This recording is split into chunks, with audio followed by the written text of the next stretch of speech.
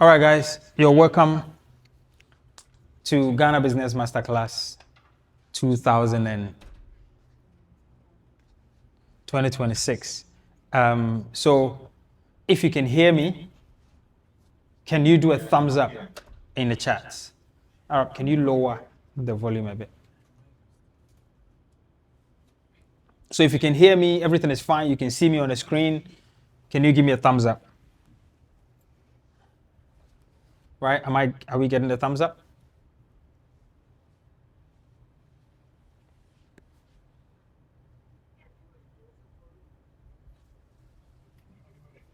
Thumbs up if you can hear, everything is fine. No. Okay, someone says I can't hear. Are we hearing? Is there anybody? We cannot hear Derrick. I think because we were late, so we have to wait till someone let us in the meeting.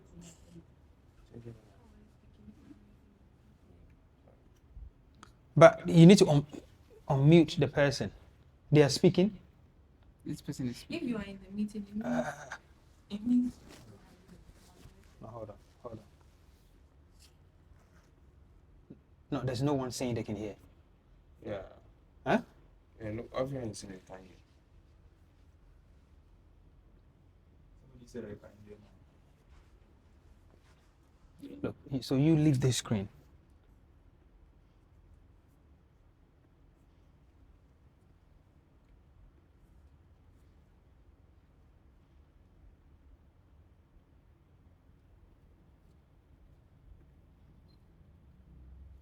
All right, can you hear now?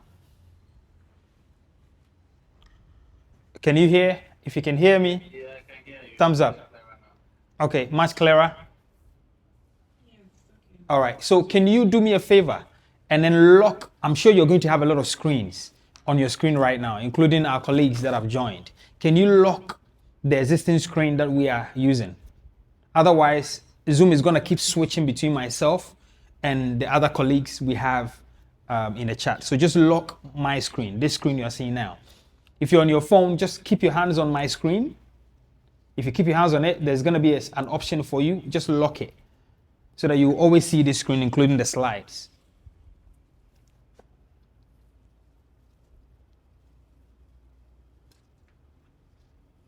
Okay.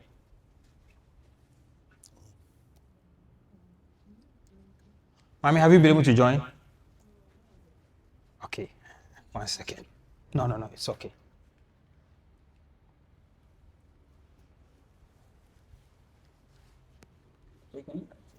Oh, I sent it. Okay, I've just sent it to your dad. Please check on his phone and then take it.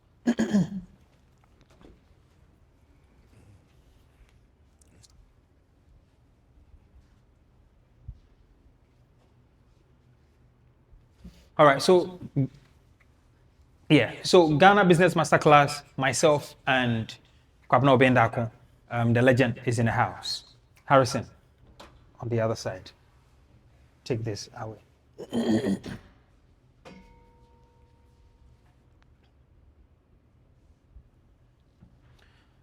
We're expecting to have an interactive session today. I really would like to know everyone that is on this call.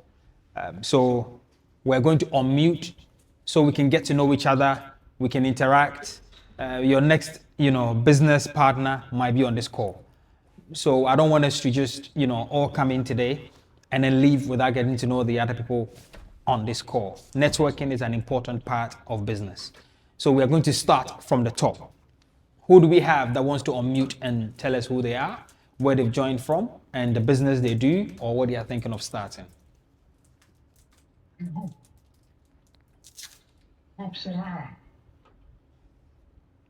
you hear me, Derrick? Yeah, I can hear you. Is it Bob?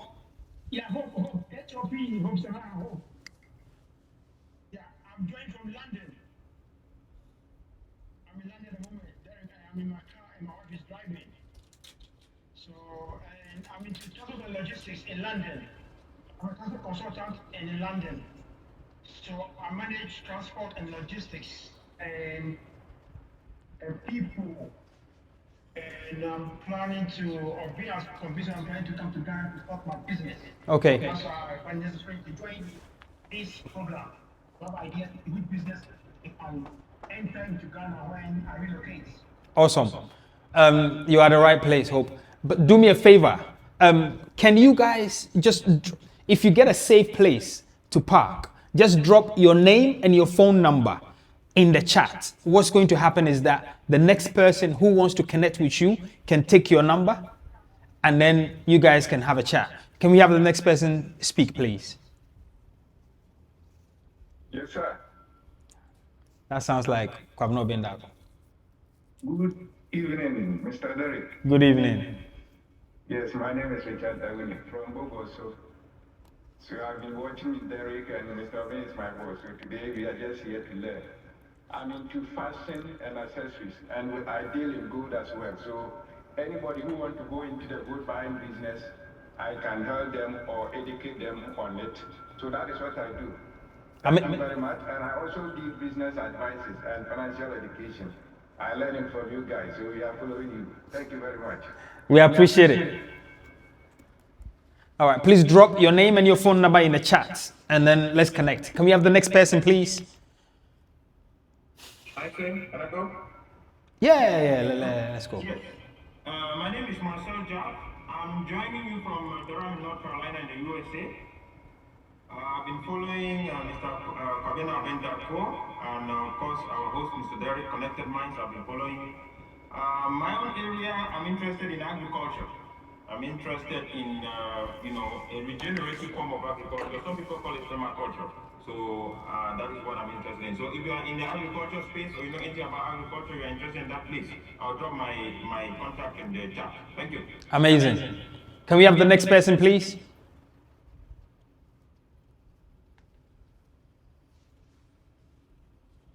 Next person, quick. Otherwise, we're going to spend 10 hours here. Yep, let's go. Can you guys hear me? Yes, we can hear you. Okay, I'm Catherine, and I'm here. Actually, it's my husband who registered. His name is Mr. Akim. We are in the US, Pennsylvania. We joined this class because we want to start a business back home and also do agriculture. And we are into building. We are trying to do rental as well. So the business aspect, we don't really know where to start from. So we decided to join this class, and I think after this, we know our way forward. Thank you. Amazing. Please drop your details in the chat, and then somebody's going to connect with you, or you can get someone to connect with and network with. Can we have the next person, please? Hi, my name is Anita Uforibayagwa. I'm a nurse, a home health care nurse. What I also do is we care for aged in their own homes. So in case you have a relative, male, female, who needs a nurse by her side at home, you can give us a call and then you will provide a nurse to do that for you. Amazing. All right, please leave the details in the chat for us. Next person, please. My name is Jessica.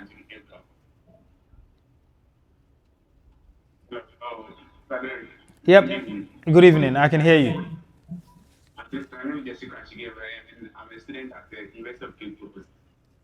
And I'm into delivery service. I started this one on campus. I'm into delivery service and selling of phones accessories. So I'm here to connect myself and build myself on this platform. So thank you very much. Amazing. Nice to have you here. Please leave your details and what you do in the chat. Next person, please.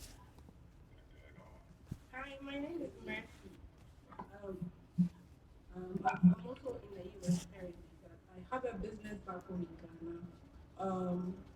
It's located at Tashimota Kingsby Runabout, just right opposite the Comdown Hotel. I sell anything home decor stuff, from bed sheets, towels, flower vases, and also we do fragrances, both for men and women. And then we have room fragrances as well. So that's what I do for now. Thank you. Awesome. Amazing to have you here. Please drop the details for us in the description, in the chat. Next person, please. Hi. Hello. Yep. Yeah, so my name is Jude Sandro. I'm joining you guys from Canada in Ottawa. So I'm currently a family physician here. So my business is healthcare. So I have an interest in starting a venture of healthcare in Ghana, especially in longevity, longitudinal medicine sphere, looking at root causes of disease and preventing them. So I'll put my details there. So if anybody's in the healthcare, I think there was a nurse who just spoke before me, so maybe we can get into contact and see what's happening in Ghana. Awesome. Amazing. Nice to have you. Next person, please. Yeah, hi, my name is Soabe. I'm here in the US pursuing my PhD, and I'm back home. I was an optometrist before I came here, so I'm interested in optometry, like the business of optometry, and I'm also into cassava plantation with a group of people in Ghana. Yeah, thank you. Awesome. Next person, please. Yeah, hello. Yeah. Yep. Come on, let's go. Yeah, my name is Bright Avenue, connecting from Edinburgh, United Kingdom. I'm a registered nurse, and I currently run a small asset financing business in Ghana, helping our young colleagues who want rides and cars to go into in dispatch business and then the ride hailing businesses. I also create personal finance content on LinkedIn. Amazing. Great to have you. Can we have the next person, please? Hi, my name is Akim. I'm a software engineer by profession. Derrick actually met me at the NABA, and I was a Woman of Valor event a few months ago. That's true. I'm currently based in London, yes, and I'm looking to start a business, so I've joined the master. Awesome. Great to have you. Please drop your details in the chat as well. I'm sure there are people that would love to connect with you. Can we have the next person, please? Yeah, I'm Clement Lloyd Aban. You can call me Baban. I'm speaking from the United States, Atlanta, Georgia. My girlfriend feels like I need a kind of restructuring from you. That's why I'm here. Currently, I'm into Black Friday negotiation services in the state of Georgia, USA. And I'm working on started a private security company in Ghana. And then my form of private security does not limit to only the physical security aspect, which is food security, medical and health security, and any form of security that you can think of. And then that's taking me to Ghana by the end of the week. Amazing. My licensing and stuff, and then start rolling. Okay. Great. Great. Let's see if we will be of help to you today. Please drop your details in the chat as well, so other people can connect with you. Remember, I said networking is a big part of creating wealth. So don't just come here and leave. Make some friends, connect with people. Next person, please. Hi. Good evening. Yes. Good evening. Please, Peter Makobi, connecting from Ghana, Kumasi. I'm currently doing my international service. I completed as soon technical university. I offered welding and meteorological engineering, but as time goes on, I realized that it's not my fault. I've came to a realization that direct from my fault. My field is business, but I'm still in the stage of realizing the business that I want to do. So that's why I came here to for the knowledge so that I can achieve my aim. Amazing. Osekrum, you are welcome. Can we have the next person, please? Hi, I'm Sonia. Hello. Hi. I'm Sonia. Hi, Sonia. I'm speaking from Sunyani. I am a nurse, and I joined this program to know the next things I can do aside this. Okay. Awesome. Amazing. Next person, please. I'm Randy Odu. Hi, Randy. I'm a software engineer by profession. Currently, I have a shop which I sell home appliances and also render services.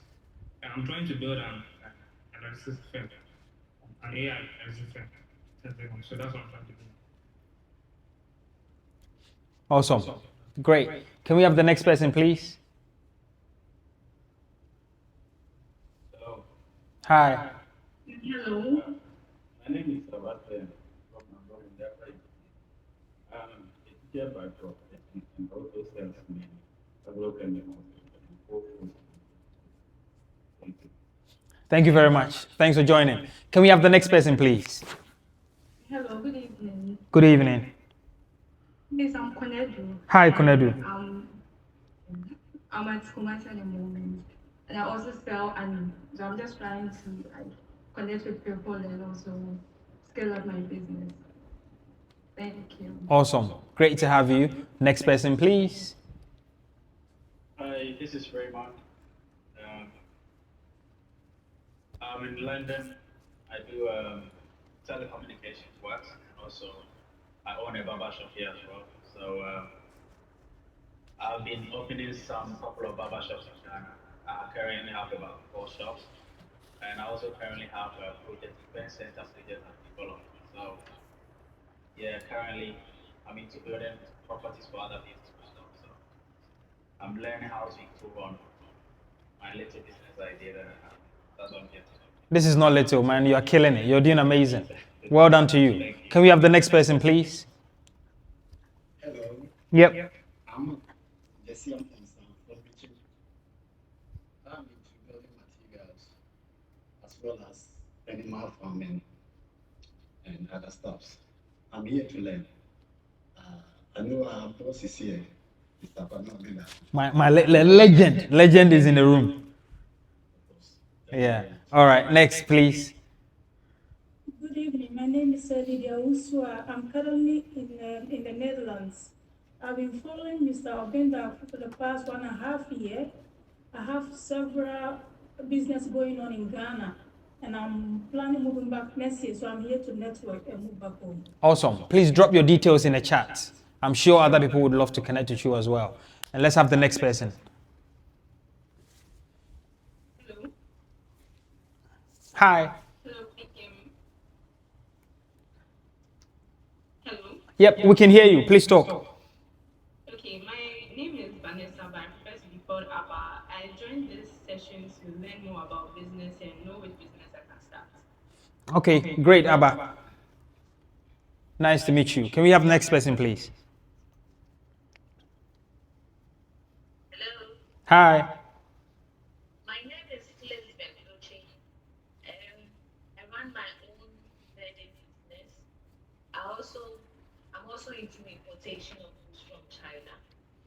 And also I work with a logistics company. So I want my business to go to the next level. So I'm here to learn on how to combine all this together. Okay. Mr. Obeng Darko said he has plans for you today. Can we have the next person, please?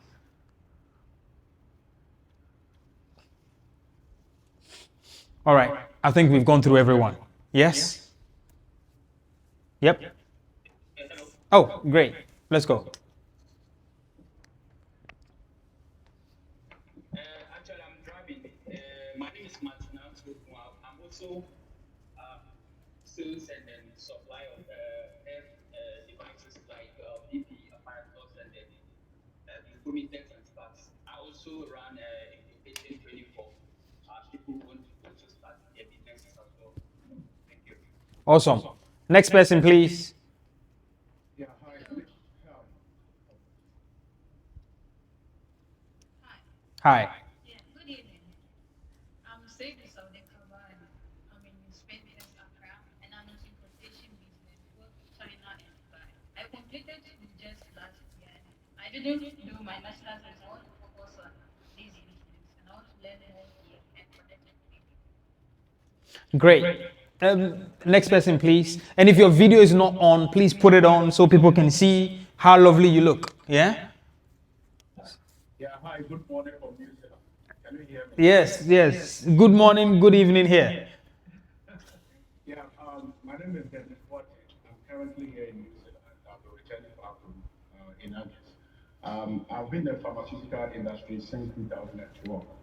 And as part of that, I'm launching a product called P-Safe Toiletry Sanitizer to help ladies prevent them from contracting UTI. Okay. Thank you. Amazing. Great. Anyone else? Hello. Hi. My name is Sept from Kumasi. I am into graphic design and printing. Okay. My boss is here now, so I'm here to learn more from you. Thank you. Yes, awesome. Next. Yes, hello. Yeah, my name is Jerry John. I'm speaking from Accra. I'm into sales and importation of automobiles. I import from Canada and US, so I'm here to learn more. But I've been a part of this community for a while. Thank you. Yeah, that name sounds familiar, Jerry John. All right, great. Thank you. Next, please. My name is Hafiz Akram. I'm based here in Accra. I'm previously an investigative journalist, and then I'm looking to find some ideas, business ideas that I can go into. Okay. Once I have decided to stop the investigations. Okay, awesome. So this is what we are going to do. I know there are still a few people who have not spoken. After we finish the first session, we'll give you the opportunity to carry on introducing yourselves. But in the meantime, put your videos on, drop your names and the businesses you do in the chat. People are going to be saving your numbers and try to get to know you after the event. This is going to be interactive. We are not going to be doing all the talking. So be prepared. Stay in a quiet place and join us. I'm going to invite my amazing, the legend himself, Obeng Darko, to give us a presentation on what he believes will change the course of your life if you pay attention. Now, I want you to grab a pen and paper as well and make notes as this session goes on. Thank you. Senior. Thank you. Thank you, Derrick. Thanks Thank you. Thanks Thank you. Nice place. We are chilling. Yeah. Huh? No, it's okay. Thank you very much. It's an honor to be here. Yeah. Connecting different people. Yeah. That itself is worth. Yeah. People will share numbers. Yes. Will hear things. And just as you said, word creation, one of the key parts is connecting with people, and then knowledge being shared, and people who follow this path eventually become better. So thank you. Thank you. And that's why we connected with you. Yeah, I appreciate you. Senior, I appreciate you. Thank The name is Dr. Engineer. Now they are adding Doctor. They are adding. We are not adding. So Senior, I'll leave you to do your presentation. Okay. And then Thank you. How many minutes do we have? 2 hours. Senior. Hey. And also, so now today we speak English. So Derrick is an Englishman. We are here in Accra. So welcome. Thank you for taking your time to be part of this. I know that knowledge compounds, and the more you expose yourself to some of these lectures, some of these education, the better you become. And in this life, you only express your value. And the more value you add to yourself, the more competitive you become. Just as we were coming, a video came on my TikTok, and is this young man, I think he's a preacher, advising people to be careful doing business in Ghana. And many times we hear these things, and doing what we do. We started business right after school. We stopped, went somewhere for almost 2 years, came back and continued. So my wife has some bit of corporate experience. I am rugged, if you want. I am just a hustler. So we made a lot of errors, and we corrected them, and we built them. And some of these lessons are the ones that we continue to share. And we have had young people who are in Ghana without any education, who have been able to build their own businesses, significant money. Some of them with education in Ghana who have refused to travel. And there are people who traveled and have come back. And it's because of the things I say that we discovered. And the truth is one. And truth works at all time, almost everywhere. And so once you find those, then it does not matter. Because sometimes when you look at the successful, and you look at the tools, the connections that they have, and you're like me, and you don't have these connections, how do you build from where you are when you don't have a lot of backers, if you want? And some of the lessons that we have picked are the ones that we will share. with you. So I will talk on doing business in Ghana. My background is engineering, but we have been in retail, we have been in construction, property development, and a lot of it has not come with investors' money or political money. It's just sheer prudence and commitment to say that let's build something and let's see how it gets. But the psyche, for me, is not just what we have built, but who we have become or who we became in building this is what is key. Many times people will ask you, you know, I live abroad, I want to come home. What do you think is the business that I have to do? What are the opportunities in Ghana? My answer is, you in this world, you do what you are. And so the real work is not on the business. The real work is on you. And once you're able to work on yourself, then wherever that you go, because you are a work in progress, you will become successful if you commit to the process of success. And so the things that, where is it? Some of the things that we have, you know, studied, those are the things that we share. So we will talk about foundation. And of course, if you follow what we do, we are big on consciousness. Because if you're asleep, then there's not much that you can see. And so the other one is why business and doing business in Ghana as well. You know, kind of business that you can do. Your financial skills, very important, because a lot of the errors that we committed will come from those, your financial habits. And we say that money is in the culture. Money is in the culture. If you don't understand the culture, then it will be very difficult for you to see the money. Because almost everywhere that you go, the people who are successful there, they understand the people that they are serving. So if you don't understand the people, and many people talk about capital, you know, and we say work with what you have. And some of the things that you would have to expect, and doing business, you have to be long-term in thinking. And some of these things, we will talk about them. So team development, sales, and customer service, sales and marketing, what we call growth, and numbers, and founding growth as well, and building financial freedom. I think that all of us, the business that we are trying to build, the vision that we have, the things that we have in our heart, eventually we should have some kind of success. And I don't think there's any business person or any entrepreneur who is very successful who is broke. It's very difficult for you to have a very successful business person who has not seen any kind of changes in their finances. So what pushed us was our bid to say that let's do something and become successful. And when we started to think like that, the things that we had to study. So foundation, we live life based on what we know and what we have been trained with. So whatever life that you're living, much of it is coming from your convictions, your philosophy, your psychology, the things that you believe in, your belief system. And so if you are going into business, it's not just I have a product, I want to take it to the market. It's really you and what you see. Why is it that you want to go into healthcare or education? Why is it that you want to go into agriculture or property development? What is it? A lot of it would have to come from the way you have built yourself, your psyche, your mindset, your philosophy of life. So if those are not strong, then when you start and you meet challenges, you are likely to give up. You know, so in Ghana, in our country, when people start something and they meet problems, then they're looking for somebody to accuse. And many times you accuse the politicians, and you accuse the witchcraft from our families. But really, those are not the factors. The factor that will make you successful is you. Is you. And so if you build yourself and you accept the notion that it's a work that I'm building something, but whatever I'm building, the greater work is on me.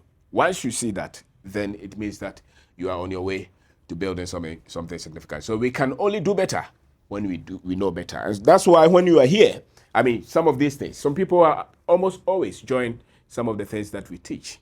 And you can see, you yourself, you can testify to that you are constantly becoming better. Awuni, for instance, has been joining almost all our seminars, whether free, online, or in person. And you can see what you have become, So if you're one person who says that, especially those of us who have been to school, sometimes, if it's not Derrick, a lot of the things that we do We just focus on our cheap people and we do our thing. Because the educated ones, I hope I'm wrong. And if I'm wrong, I stand to be corrected. But many times we think that we know a lot. And so we don't give ourselves to constant knowledge acquisition and self-development. You know, a lot of if you look at the structure in Ghana, very few educated people ever start business in their young ages. You know, when they are young, very few. Why? Because what it takes to build business is so different from what they taught you in school. But when you have been to school, you think you know everything. And so some of these things is hard. So when if you have joined this, it means that you really believe that there's more that you need to learn. A lot of my friends, my colleagues, especially those with master's degree, PhD, they don't see the sense in this. So they will never join. And then, you know, down the line, they ask themselves, why am I not doing well in life? Or why am I not, you know, having a business or an investment or doing something significant? Because the content that they give you in school many times is just, you can do average with it. For you to go the extra mile and do something significant, you have to be a person who is constantly learning. And that is the heart for me. We call a humble heart. Humility is in knowledge. If you see somebody who is always asking questions and looking for knowledge, that person has what it takes to build anything significant. Because then they know that what they know is not enough. So if you pay money to join us, that is a clear indication that you are very much hungry. And that's a good sign. Not many see that. So we reflect our vision and we reflect our training.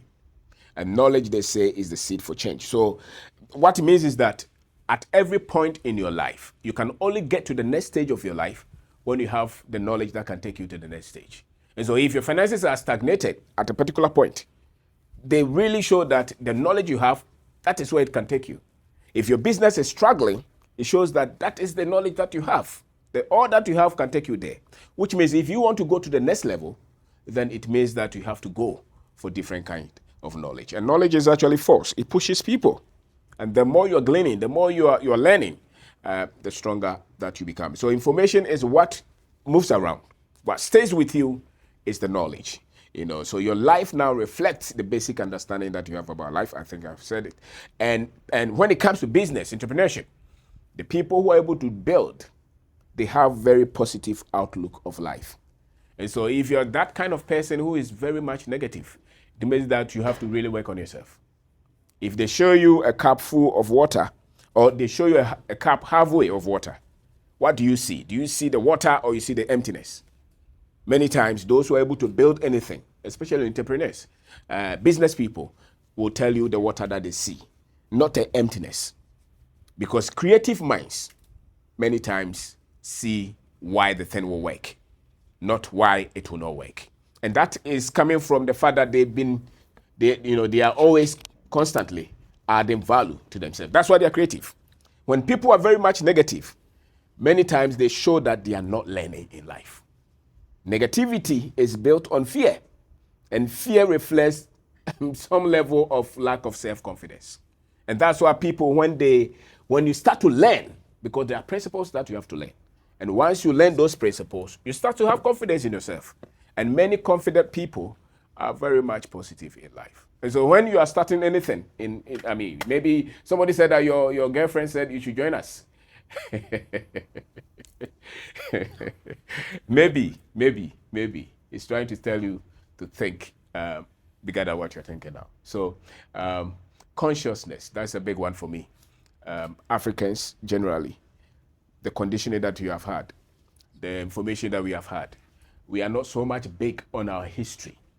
And those of us who know even a little history about Africa, or let's say Ghana, it's about the independence that we have had, and maybe from a Mina kind of history. But the one that will correct and rewire your mind as an African to really think as a human being is the history that goes beyond what the white man came to teach us. And every day as we go through life, we see so many of our people who have no clue that there is such an information that will build the people to believe in who they are and what they stand for. If you meet the Chinese man, at least the Chinese that we see now, many of them, especially they are top people, they are confident people in who they are and in their heritage. Maybe the Arabs, maybe the Europeans as well, but many times the Africans, after we have been through the kind of education that they have given us, many of us seems to cease to be Africans. We become, one way or the other, shadow of Western minds. And sadly, so when our yardstick and measurement and standards, if they don't look like what the Western people see, then it means that it does not cut it. And that's why I intentionally think that I see Chi, for instance, in Ghana, just like Chinese in England, in China. Why am I saying that? Because I don't think that the average English-speaking person thinks that Ghana is an English-speaking country. No. They think that we speak English. It's one of our languages, but we're really not English people. And so why have we put our language, our culture, and all those things down? It means that we are training the people who are not able to pick what they have and develop them. And that's where the consciousness comes in. Because if the people are not proud of who they are and their heritage, for me, it will be very difficult for them to build anything significant, especially business, because it takes a lot of effort to build. It takes a lot of strength to build, especially if you're building in Ghana, where some of the structures that they use to build anywhere don't exist. Which means that if you are weak on African history, I would say that go and look for them. It's not something that you negotiate. It's not something that you say maybe is needed, not maybe. And you cannot replace that with religious information. Go and dig it, because a lot of these guys that you see in the world. There was a time that I was watching this man, and he said that he had talked to a lot of these rich people, and one thing that he found out was that a lot of them were very big on history. And it's not 100-year history. They were talking of thousands of years of history. And this man was even talking of European men. And if you pay attention, you see that a lot of these billionaires that we talk about, they are very much strong and big on where they come from and their heritage. When it comes to the African, they say that is not important. It is important. And I say that that is the one that does the trick for almost all of us. Because when you come to Ghana to start business, all the negatives that they have told you, when you start the business, they will show up. Where people will try to, not be straight with you. When you meet institutions that are working against you. When you meet things that you didn't expect. The only way, or maybe one of the ways that you will start to understand the people, is when you yourself, you have educated yourself with African history. Then you can understand why the people think the way they think. If you have not educated yourself in this way, and you just think that, I came to business class, so I want to hear business opportunities and how I can build a business. No, the business is just the fruit of what you have seeded. And a lot of it will come from this. Because as being here over the last, let's say 20 years, I'm trying to build. I think one thing that has really established us is our confidence in our people and our confidence in our culture, in our country, and in our continent. If you don't work on that, then it will be very difficult. So this is what birth sense of purpose beyond taking care of yourself. Because you're building a business, not only to make money, but to solve problems in society. And if you don't have value for yourself and value for the people, and you can't get that kind of value for the Africans until you have discovered who you are as an African.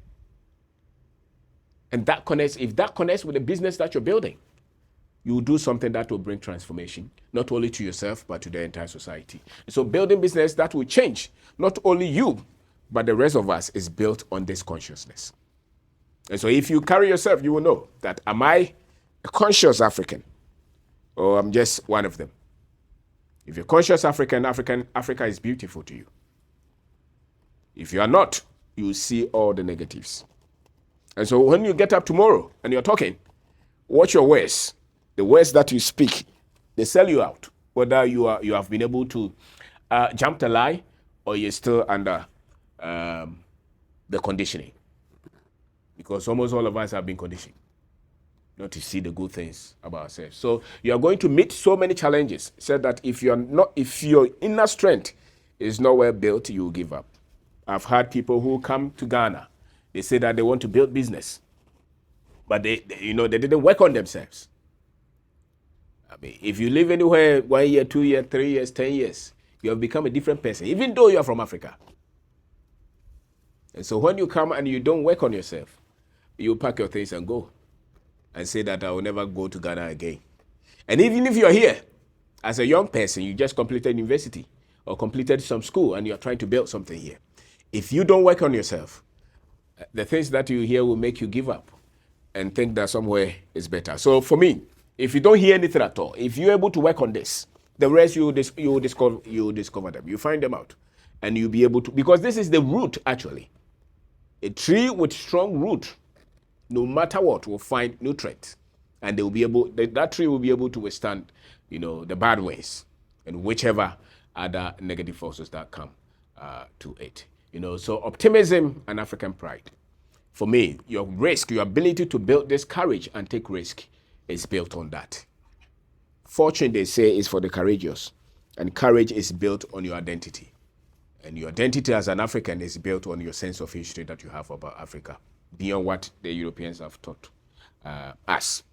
So once you build that, any concept that you have, you start to see the intelligence of our forebears.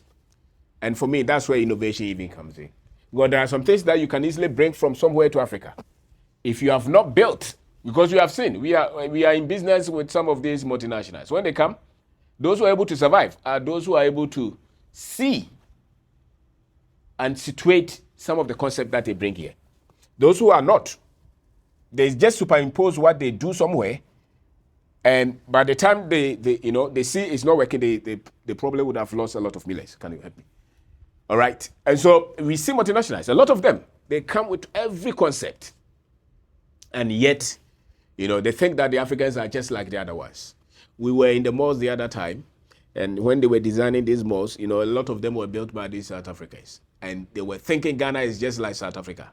So a lot of their concepts, they were bringing South African concept. These South Africans were not black South Africans to a large extent. They were white South Africans. And South Africa is a Western country in Africa to a very large extent. So the ideologies were just westernized. And, they brought a lot of their companies here. And later, almost all of them had to move out. Why? Because they did not understand the culture of the people and the people that they were serving. So why business? I think that we have to build business because that is how you create wealth for any group. Every culture, there's an economic system. And if the people don't run their own businesses, if they don't build their own production companies, their own finance companies, their own schools, their own clinics, their own hospitals, and if those are run by foreigners, they don't have the economy. And they don't have their own wealth. So it's not just that we're just trying to build business so that we can have a car and a house. I think it's an avenue for us to practice. And perchance, if we have just 1% out of, let's say, 1 million, and some of them become big, then we can contain the wealth of our nation and we can control critical things in our economy. So it's no chance. Sadly, our school, as the education we have is just trying to say that go to school, get a job. What they are not telling us is that go to school, get a job, work for them so that they will continue to have wealth and you will continue to be at the other end. And so business is a practice, it's a tool that we can create wealth for our people, for our own economy, and be the wealthy in our own country. If you have a lot of our people just going to look for jobs from Chinese and Indians and Lebanese, we have a problem. Any group of people that are not the owners of their own businesses cannot be the wealthy on their own life. So we must build businesses to create prosperity for ourselves and for our people. If you look around Ghana now, look at retail shops, look at the banks, look at even properties, look at IT companies. Some of these media houses that we have are even foreign owned. And it must not be so. It must not be so. So it's not just some people are just building businesses. No, it's a way that we can take charge of our own destiny as a people and develop on our own terms. And so without proper business and financial education based on our environment, we are not going to take charge of our raw materials. You hear of gold, diamond, timber in our society, and many times it's foreigners who are in charge. Because the people we sent to school are looking for a job. And the other ones who didn't go to school too are saying that, oh, I can't do it. And so we are the ones to say that business is a tool. It's non-negotiable. They know it. The only thing is that the wealthy in this world, they know it. If you ask them, how do you create wealth? They will tell you, go into business. They don't miss words. But the other people in the middle that they call professionals and middle class, those are the ones that they have deceived. So they try to, make a lot. You just have to be fair. You just have to be fair to say that, listen, if it comes to wealth creation, it's business. It's non-negotiable. Go to any society, anywhere. They are practicing. If they want to create wealth, it's business, it's investment. They don't negotiate, they don't discuss it. They don't say that, well, if you like it, go. If you don't like it, it's okay. No. And so I think we must just be confident to say the same thing. So by starting businesses, we will develop the capacity to build big businesses in manufacturing, in process, all the good things that God has given us. If our people are not the ones building businesses, we can never, those raw materials, those minerals will never benefit us. If you pick the top mining companies in Ghana now, I'm sure 90% of them are foreign owned. Just about 20 years ago, we were talking about oil. Ghana had discovered oil, and we were just, we were having fanfare. After 20 years, where is the worth of that oil? It's in the hands of foreigners, because the ownership is not in the hands of Ghanaians. So it's something, and that's why I think if we can't do anything at all, we should try and start something and train our children to say that for the only way we can take the wealth that belongs to us is when we use business as a tool. And it's a tool, it's a structure that recreates wealth. So we need innovators, entrepreneurs who are ethical and knowledge driven. We must raise a generation who are building businesses beyond their self-interest. And we are looking, and also who are looking at the development of our country. If you want to develop, we must, the people who are coming out of our universities, or those who are professionals, those who want to come to Ghana to build, this should be the thinking. That this is the way we take the word that God has given us. And so it's not just, I want to build something, I want to sell something, I want to go into farming, just like that. No. We must know that this is a vehicle. And if you're not using that vehicle, you're not going anywhere. So we want to understand. If you want to understand how money works, start business. If you receive salary, you understand money, but not much. If you start to pay salary, it's a different level. It will bring the best out of you because there's heat. And there is freedom over time, your mind, and there's freedom over time. If you're able to become successful in building business, you control your time, you control your mind, and you control your money. You'll be fulfilled if you build. And those of us with that desire to say, I want to build business, I want to build business, I want to build business, you just have to start something. It is a tool to build wealth. So business is not just one, it's not a career option. It's a word creation tool, So if you just join us, my name is Obeng Darko, and this is Ghana Business Masterclass. We are having with Derrick Abaitey, and I'm talking about business and how to build it in Ghana. And we are saying that we should take, you have to help me, we should take it to a level where there is higher sense of purpose. It's not I have a job, I have 60. What is it? Says they get pay. No, that's not what I'm talking about. And somebody will say that, can all of us do business? If you want to create wealth, you must find a way to build business, whether you like it or not. If you just want to be somebody that just, receives some salary somewhere, then that's fine. But the millions are in business. Somebody will say that, oh, but a lot of us fail. Yes. Some also succeed. You stand here, I will call you. All right, so doing business. There are so many problems in our communities that need to be solved. And the way to solve these problems, for me, is through business. Whether people need school, water, hospital, I don't know how they call them, drugs. All those are business solutions that people must offer. And so once you can provide solutions, you have a way, and you have a way to monetize that, you have a business. So I don't think that some people are just born to become business and some others are born to become employees. Business is solving problems. And solving problem solving is a skill that is developed over time. And so if you're watching us and you think that you are not born, maybe some people have some age, but almost all of us, it's a learnable skill. Business is a learnable skill. Every one of us can learn how to drive, isn't it? You can learn how to read. They didn't say that some people were born to read. There was a time that they thought that reading was a gift. Some people were born to read, and some others were not born to read. They believe that. But today, almost everyone, if you want to read, unless there's something wrong with the way your mind works, almost everybody can be taught how to what? How to read. So people actually believed that it was, a gift from heaven for you to ride a car. Now almost everybody can be what? Taught to how to drive a car. So the same with business. It's a learnable skill. And so if you believe, if somebody ever told you that, oh no, you are not a business person, it's not true. Maybe your approach will be different. Maybe you may not be that fast, you may not be that quick, but you can still learn it because it's a way to create wealth. And it's a way for any economy, any people to take over their own economy. And so the more we train people to learn how to run businesses, build businesses, the more in charge you become. And that's why if you go to any economy that that's why they make it difficult for certain people to enter into business in some cultures. Because they know that the more you go into business, the more powerful you become. So they will give you all kind of teachings to say that, not everybody, the failure rate is very high. That's true. But it also, what they are not telling you is that that's the way that you take charge of your own destiny. So doing business. So it does not have to be any great or novel idea.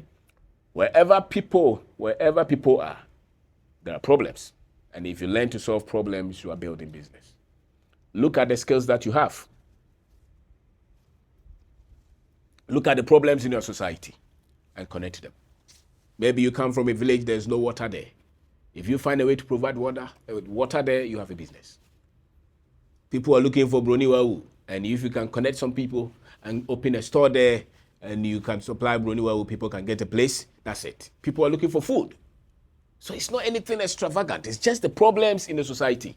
So it's not, today I'm going to look for special business. No. Especially if it's your first business. It doesn't have to be any special.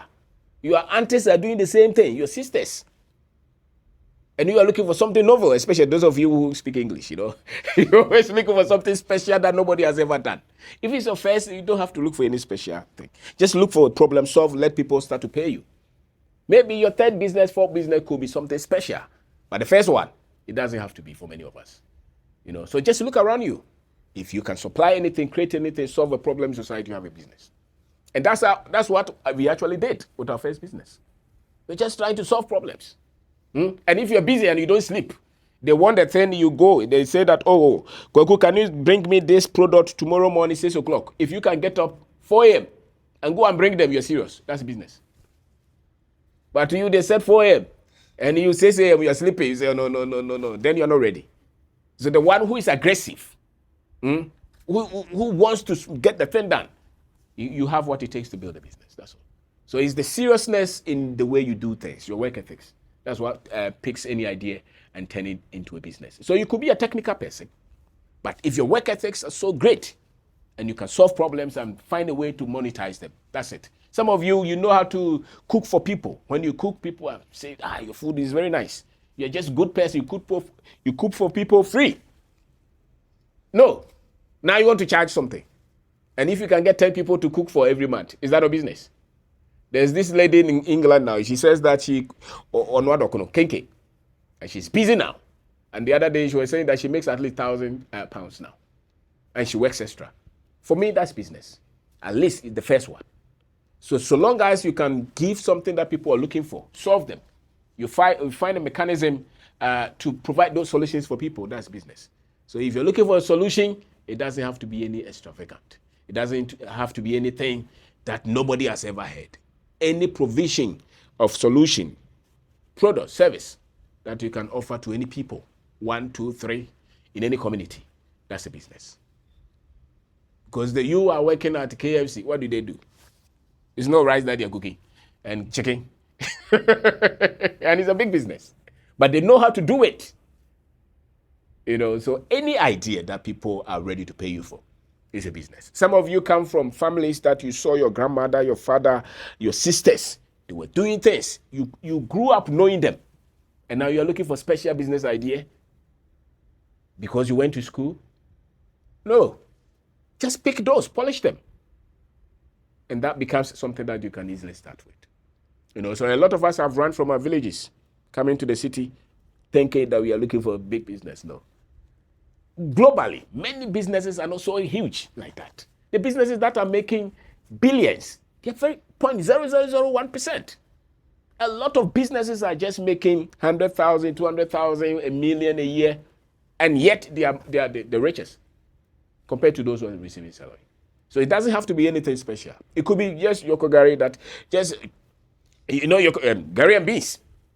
Just that. And that girl is making 10,000 every week. That's 40,000 a month. Let's say half of it is a profit. That's 20,000. Do you know how many middle managers don't receive 20,000 Ghana in here? And yet you are looking for special idea. People are selling water in front of their house. You know, so just look around. Any need in the society where you are, find a way to provide solution, and that becomes a business. And so if you are abroad and you're coming to Ghana, don't come with any special, especially if you are entering. Because now you're coming to study their culture, the way the people think, how they do things. Don't go and borrow and bring money to come and set up something that you don't even know how to work with the people, how the government institutions work. Enter at very low entry point. Understand how they think. Then as you get things done and you see progress, you can bring in the other things that you think people will need. And if you think they're even advanced. But we have a lot of, even foreign companies come here with a lot of investment. You know, they inject, build, they put up a lot of structures. And within 3 years, they pack. Jumia is one of them. They have pumped a lot of millions in Ghana. Still not profitable. You understand? So it's not the money that you bring that matters. It's your ability to position yourself in the culture that we have and offer solutions at a price point that will make your business not fail. You know, and the people can afford it. So let's go to the next. So I hope you are hearing something. If I'm making sense, let me know. So types of business, you know, look at the need that is in your environment. For me, that is how it is. Just look for any need in your environment. And can the people pay? Whatever business that you're bringing, whatever product that you're bringing, can the people pay for it? The other day, somebody was saying that I want to go to China and bring things. She's in another country. She wants to come to Ghana, then go to China and bring things. I said, why do you want to go to China? Go to Kantamanto. Because people have those products here. You know, wholesalers are here. And just go and buy some of them, retail them, and as you continue to understand what the people want and at what price point that they are able to pay, if you've been able to understand that, then you can go to China. But you don't go and say that I have $20,000, I want to go to China and bring something. Containers, and you don't know what the people want, what price. You don't even know how to clear them. Ghana Standard Board. You find yourself in trouble because you didn't test the idea. So any business that you have, test the idea. And for me, a lot of things are here in Ghana that you don't even have to travel to bring them. You know, so can you package that thing better and serve it better? Look at agriculture. You know, so for instance, somebody wants to go into poultry farm and he has maybe 50,000. He wants to start 10,000 beds and he has never done poultry farm before. He lives in England. He has, saved some money. He wants to come to Ghana and start a poultry farm. I would say don't start with all your 50,000. Start with maybe 50 beds. Let some of them die. The boys will trick you. People will screw you. By the time you have been through the whole process for let's say 6 months or 1 year, you understand what works and what does not work. If all of them die, you just lost about 500 beds. It's better than 10,000 or 20,000 beds. But by all means, you'll be able to manage some of them. And the ones that you're successful with, if you're able to take it to the next level, you even know who buys the eggs and who doesn't. But a lot of us, because we want to start big, you only do things big when you have gained grounds, when you know what you're doing. Business, almost everybody tests the concept. And so if you are very rich and 50,000 is something that you can let it go, then that's fine. But if you're like me and 50,000 is big money, then I would say that test with just a fraction of that. And if it works, learn your lessons and then expand it. Take it to the next step. Because it's a whole process that you're going to learn. So the business that works is not so much the special idea. It's not like this is the perfect business that everybody will make it work. No. The business will work because of the person who's behind that business idea. It's not so much the idea. How you make your decisions, how you think, how you talk to people. Those are the things that will make a business work. And so it's not just, oh, I've heard that real estate is booming. There are some people in real estate, there are banks that have crashed in Ghana because of real estate. And there are some that are doing well, like Derrick, the same real estate, you know? So you have to know that it's the person behind it and the skills set that they have developed over time. So whatever business that you want to enter into, I would say that test it. Make sure that you are able to understand it well. A business will only grow and succeed because you have full grip of what you're doing. If you don't know what you're doing, you're going to learn. And that's where the mistakes will come from. A lot of the things that we did that we didn't succeed is because we were learning. We really didn't understand what we were doing. That's why it was not working. It starts to work because now you have better understanding of what you're doing and you are making maybe very good decisions. That's why the business will start to work. So it's not so much which business is working in Ghana. We don't do it. I don't know. Don't ask people those questions. Which business will make I have 20,000. What do you think which business should I start? How do I know which business we will start? Because every business is different. The success will come from how you pitch it, where you started, how you work, the decisions that you're making. But wherever there's a problem and you have what it takes to solve that problem and you can charge people for it and you have commitment, it means that you have a business that will work. So look at businesses that others are doing that interest you, but be ready to fail and be disappointed at many times, because business in the first 5 years is a learning process for almost everyone. Very few people are that intelligent to make their first business work. Many of us, it will be a learning process for us. So yeah, let's go to the next one.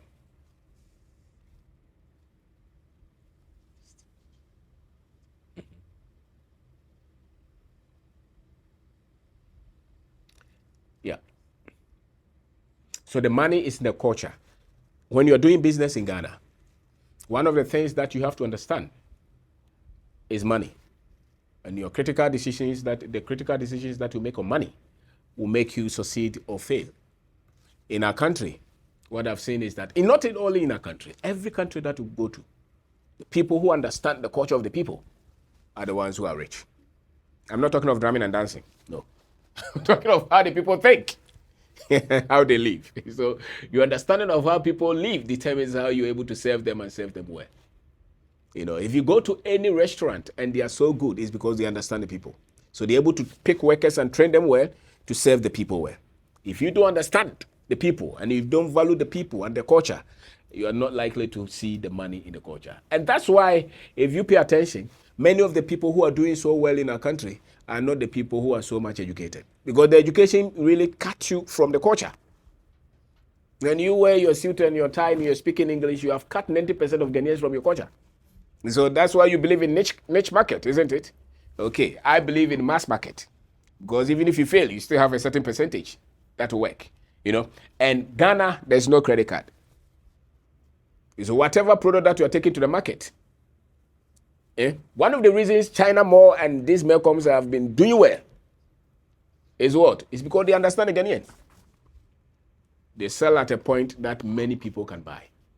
And so if you come and you say that you want, then come to East Legon, where the rich people live, where they are driving nice cars. Yes, it means that you are just focusing very, very, very little, but very expensive product.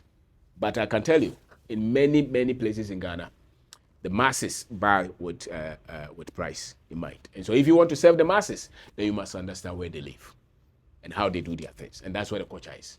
And so we say that the money is in the debt, is in the culture.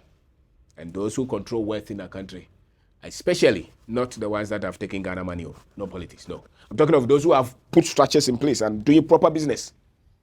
Those ones are different. They serve the people where they are. And so they get value. They give people value for their money. And they constantly have a product or service that there's always people queuing to give them money. And so if you have a business idea and the masses cannot connect with it, question that business idea. Question it. The raising many of the foreign companies back and go back. MTN is doing well. Mobile money does more than all the banks put together. Because you don't need to sign signature to take your money. You go to the bank, the person cannot write. They say sign signature. So tomorrow, Kwasi will not come to the bank again. Coco Cratchy or the Nisika Betro. Yeah? You are saying they should sign before they take their money. Tomorrow they won't come. So you go to the banks, you are saying sign. I put my money on the mobile money. That's it. So there are a lot of people who cannot read, who cannot write, but still being banked. Where is the account? Mobile money. Very easy. Okay? Because MTN understands the culture. So all the big businesses in Ghana that are doing well, one thing they understand is what? It's where the people live. Even the most successful churches in the country, they understand where the people live. That's why they are doing well. I tell you. They know that the people believe that if you sprinkle some water on them, they are protected. So they will do that. They sell sticker to them, Sobolo, because they know that's where I'm not saying it's right, but I'm saying that they understand the psyche of the people. So your business must understand the psyche of the people, the culture, where they live. If you don't have that, you have no business. And so you come to, let's say, La Paz, and you want to sell pancake. Because you live in England, and pancake is there. You sell pancake in La Paz. People like me, you can get us. And we have money there. So make sure that your product is reflecting the culture of the people. So don't do it just as those who don't have a lot of certificates do it. That's it. That's one thing that those of us who went to school, many times when we want to start business, we want to make it too esoteric, and that cuts a lot of the people. Make it as if you don't even have money, and you don't even have any privilege. Test the concept on the ground, and it will work. Starting from a very high organized level may not work for many of us. Many of us, you start from the ground and you build up. A lot of successful businesses that have not crashed in our country, even when the economics is stretched, are people who built organically. Right? People who built organically. They didn't build with a lot of debt. So you see them, economic dollar can go to 20, and you still find them doing business. And the other ones who, with all the 10 accountants, still fold. So pay attention to that. I would say that if your friend is a minister of state, don't start with contract. Contract, especially those of you, if you're a young person and you want to start a business in Ghana, forget about contract. Take a product, take a service, build it one day at a time. You can waste 10 years of your life only in contract, chasing contract. So if you're abroad, you are coming to Ghana, you say, my friend is a minister, he wants to give me a road contract, especially when they are demanding money, you're on a dangerous path. So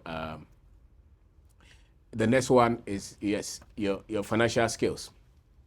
If you don't build these skills, you're not likely to have a successful business. Every money that you're spending, you write them, your income, your expenses. Don't be don't be quick to look rich. Don't be quick to look rich. A lot of our people are bleeding because they want to look rich. No, some of them will even borrow money, to look nice. No, let the money work. It gets to a point you can look nice because you're not bleeding. Don't employ too quickly. Some of us will employ, you have started a small business in your room and the workers are too many. And when you employ them, at the end of the month, you pay them salary, whether you like it or not. And we made a lot of mistakes. There was a project that we were working on about 15 years ago. We had a nice office. We had a lot of these young boys, accountants and project guys, architects. And sometimes the whole month they are doing nothing and we still will find money to pay them. If you put all those money that you pay them and we're doing nothing, that becomes debt on your business. So any little thing you can fold, you can crash. So build your structures, build your processes. Many of the business structures that we know now, especially business structures from business books. Are not built so much on what works here. I know very successful business people who run very lean team. Sometimes, I know this lady, she runs a school, and she had board director, chairman, directors, paying them every money. And there was a time that the business was struggling. And she asked the board, should I sell the business? And one of the board members said, yes, I will buy. He said, what is it that you know that you have not told us that now you want to buy? And so some of us are running balls and all these people paying a lot of money, and the business is bleeding because they told us in business school that you must have what? Board of directors. If you come and you're building, take it easy, especially if you are spending money. It gets to a business will get to a point that you just automatically you have to structure. But when your business is not making millions, 100 million and over, and you have a lot of this board of directors and account and everything, by the time you may be doing 10 million and your profit will be less than $1 million a year. Even though you're doing 10 million. And somebody is doing 5 million and it's probably half of that. I know some businesses, they are doing a lot of figures and yet they are doing them with a lot of loss. So you see them, they are running. They can tell you, oh yeah, last year we sold 100 million, but their profit even is not 1 million. Okay, so when you come to Ghana, the things that will work are the things that I'm telling you. Don't come with those structures, because a lot of these structures, they come with money to support them. If you don't have access to investors' money, cheap bank loans, pay attention to the structure that you run your business with. And for me, that is financial intelligence or financial skill. Every money that is going out of your pocket, pay attention to it. If you are not that prudent, if there is any stretch and your business starts to struggle, it means that you are not skilled. So different access to different funding must have different approach. And so we continue to struggle in business until we develop the right financial skills. It calls for ability to set financial goals, you budget well, you save some money, and you pay attention to daily cash flow. Businesses that do well in Ghana, and not only in Ghana, businesses that do well are businesses that see money every day. You go to the market and mobile money is hitting. The bank is being hit. Then you can do well. But you go to work 6 months, they have not paid you. And you're paying salary. Your business is not far from crashing. That's why contractors struggle, If your father was contractor, He pays workers, he pays suppliers, he pays the taxes, and yet nothing is coming in. And yet the other woman who is selling provision shop is building houses. Why? The magic is in cash flow. So design a business that will start to see money, if not every day, every other day, or every week. If you design a business that you see money 3 months, 4 months, 5 months, and you continue to spend, your structure is not right. And you're likely to so not depending on one source of income is another thing. You're building something. Especially if it's a project-based business, you must have something that gives you money from more than one source. That protected us, because some of us were into contracts, thinking we were doing business. And one certificate can shut the whole process down. So not relying on one source of income is key. Yeah, let's go to the next one. So great financial habits. For me, these are the things that will keep you successful. If you are not skilled financially, develop yourself. And you can know it. If at the personal level, you are in credit card debt, you are in, mobile money. Some of our boys, you want to pay him and he says that, boss, don't send the money on this account.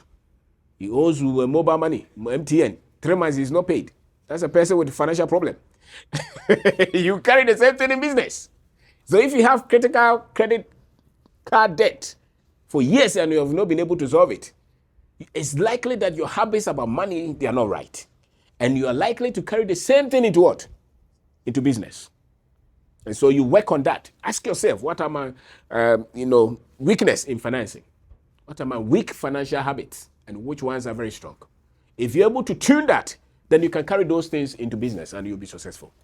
If you don't, your way out into bankruptcy is to start in business. If we cannot trust you with money, there's not much you can be trusted with. Money is the least thing that anybody can trust us with. And yet it's the most difficult thing to trust a lot of people with. That's why many people don't struggle in life. It should be the number one easiest way that people can give you money. I say, Hayford, keep that money for me. And I come back and the money is what? Is there. And you and I know that a lot of your friends, you cannot give them money. 10,000, you give them? No. And so you know why your friend is struggling? Because nobody will trust him with 100,000. And yet it's the number, it should be the easiest thing that anybody should what? Trust you with. And so if we cannot trust you with money, you are not likely to do well in this life. So be straightforward is key. So if you are building business, work on yourself. If you owe, pay. If you say the invoice is 10. If you do that, you're protecting yourself. Because automatically you are pushed in the top 1%. Once people can trust you, they know that your checks will clear. They don't worry. They can give you product for free. Knowing that, you will not have to pay because you pay later. But they don't worry because it's you. Your word is your bond. And yet many people don't know that. So the moment you can tell yourself that you can trust me, that's it. And so if you don't know that, then don't start business in Ghana. Don't try to say that, your friend. So no. You know who you owe.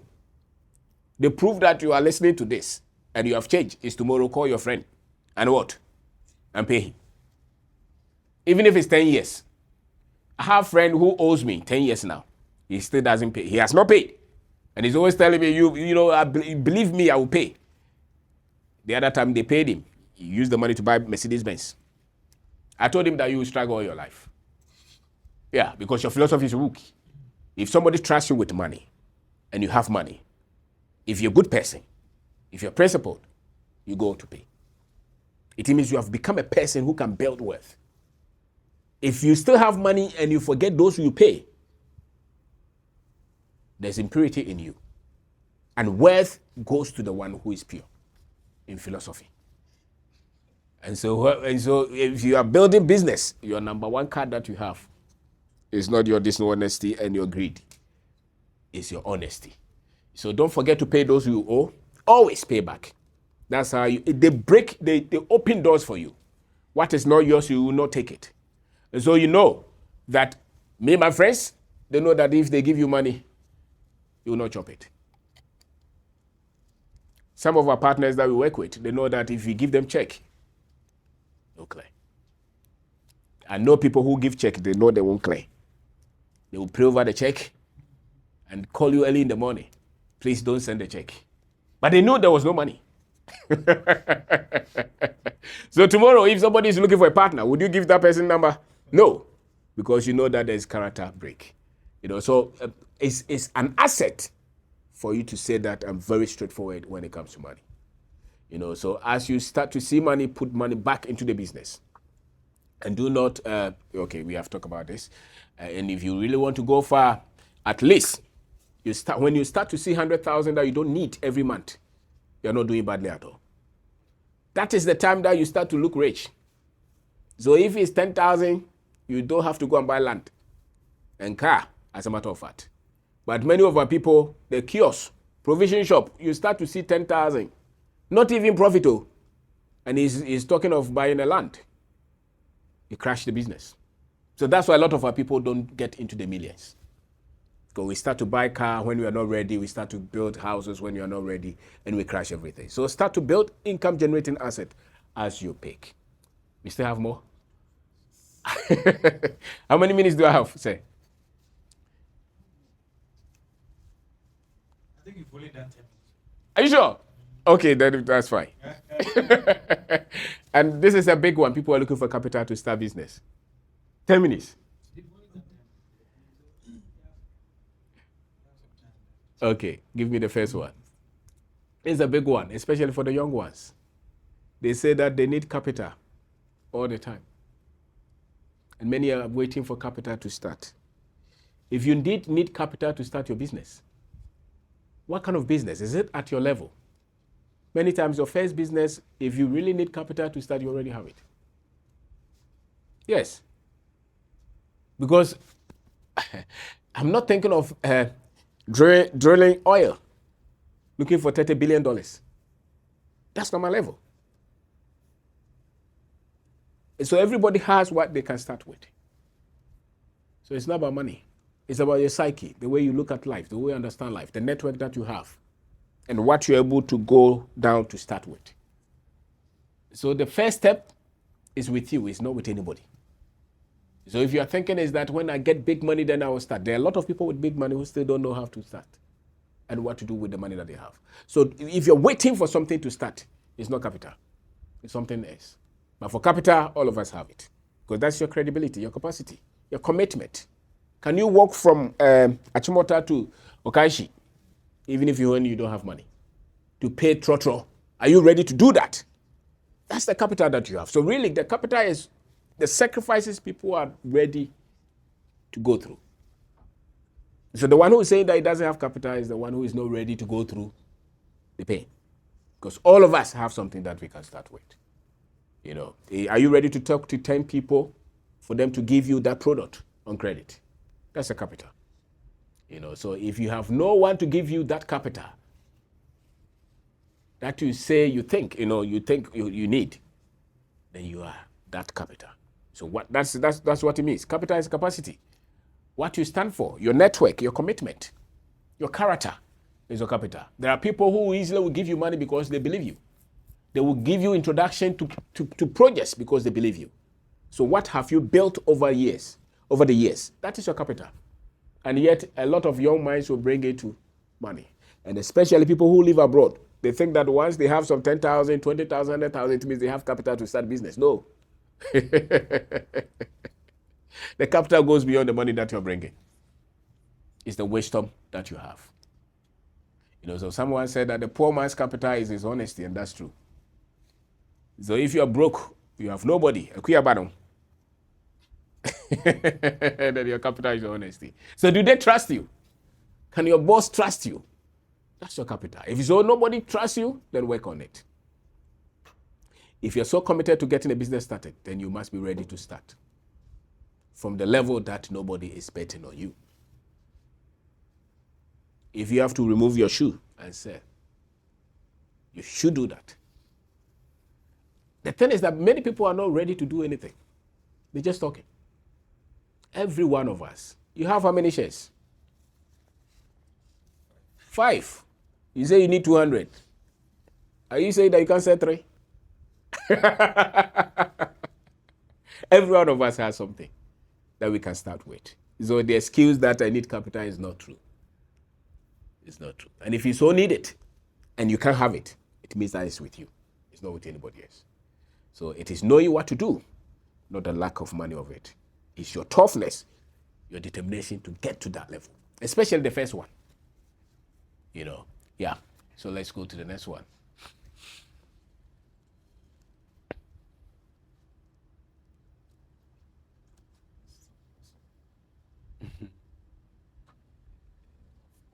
So work with what you have. That's what it means. Put hours to it. Commit to it. Whatever idea. So let's say a lot of people, when many people were talking, they live abroad.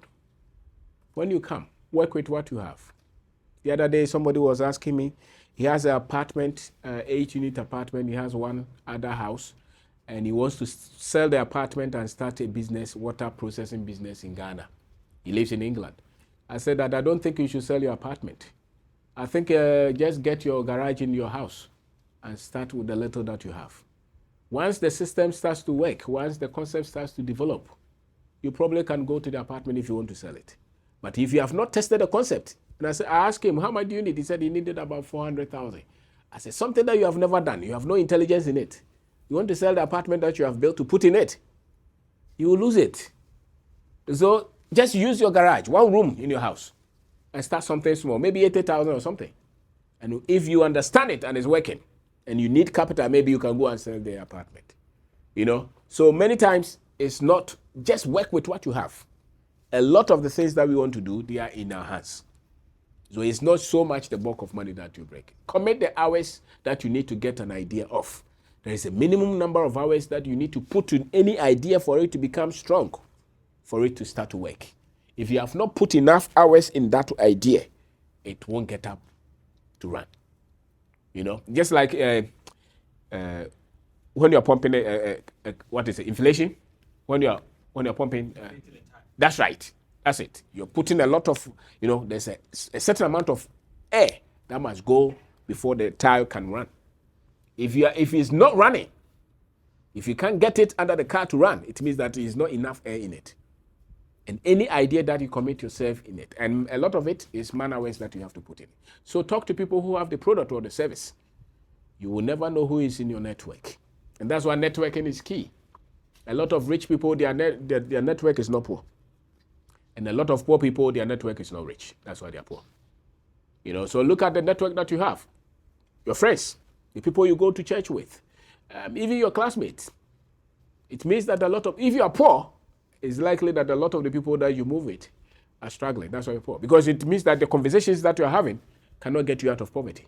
Which means if you switch that network, gradually, you start to hear different things, you start to do things differently.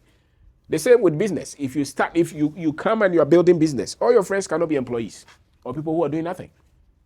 It should be people who are also building something, because that keeps you in momentum. You know, so entrepreneurship, business is different. It is about doing. It's about going to work. You know, so if you're really committed to building business, it's hard work. You cannot go for funeral every minute. You cannot go to prayer meetings every time. At Fear Mountain, you want to build business. No, because it's just like a baby. It needs attention. And so the more attention you put in that, the more it starts to make sense and it starts to work. Expect these things. When you start business, you make mistakes. You're not foolish. It's just part of the process. And so if you're not making mistakes, you must ask yourself, am I doing the right thing? Because you're likely to lose money, wrong product, you know, people will cheat you. Those are all part of it.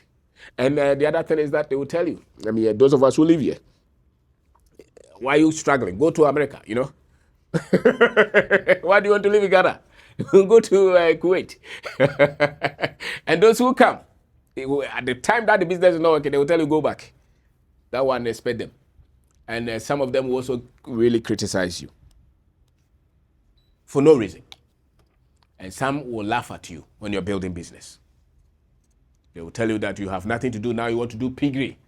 Somebody with masters, PhD, a doctor. You say you want to do what? Cassava farm? Are you serious? Because not many people are able to see the path and the processes to wealth creation. Not many people are able to see that. So they can't describe what they can see. You know, and some of them too, when you're going through a lot of troubles, they will say that your family people are doing you, especially when the business is going through a lot of difficulties. And so don't use superstition to explain a lot of things. Many of them are logical. Many of them can be explained with common sense and with data. You will fail many times. You shouldn't be shocked. But the strength that you put in and your ability not to give up is your surest way to succeed in business. Keep your confidence even when you are at your lowest point, because that is business. It's all the people that you see that they are hailing, they have been through a lot of tough and difficult moments. Long term, it will not take you less than at least 5 years for a lot of things to start to make sense when you're building business. When you see success in 1 year, fantastic, but don't be shocked that it can go down. You know, for you to stage it and build strength, for it to go gradually or increasing progress, it takes some time, because at least 5 years you start to build capacity, you start to build great network, understanding of what you're doing, you understand the market, you understand the people that you're managing, the systems that you have put in place, your name starts to go out. It takes some time. And some of us, even 10 years is not enough, based on the level that we are picking ourselves from. Some people, they start to see significant success maybe after 15, 20 years. In business, yeah. Some of the people that you hear their name now, 5 years ago you didn't hear their name. Yet they had been in business 20 years and nobody knew them. So it takes some kind of ability to go through all these years without giving up on yourself and without giving up on your dream. So if you're able to take height before that, that would be a great achievement. What it means is that if you're able to become successful in 1 year in business, you're fantastic. Not many people are able to do that. You know, and business that cash flows, we talk about it. Don't choke yourself with loans. Don't go and take somebody's money to say that I want to start business with it. Especially in Ghana, that is 5%, 3% a month. No. Start with what you have, just as we said it. You know, and if you want to take loan at all, make sure that the loan is cheap.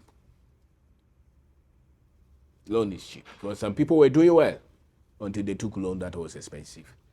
Be an honest person, as we said, be consistent, be resourceful, and always be hungry for knowledge. Entrepreneurship is knowledge fed. The more you educate yourself constantly, the better you become, the easier the fight becomes. If you are somebody who is not educating and improving yourself, your mind is not going to improve that much. And that is why some people will give up easily or become frustrated. But as you work, get fuel, and that fuel is knowledge. So keep learning constantly. Just as you join this, it's just like that. Keep learning constantly, because that's where your strength is. It's just like the engine. If there's no lubricant in it, it will break down. The same with, Derrick, your wife has come. Yeah. Aha, yes. Mora, sanity.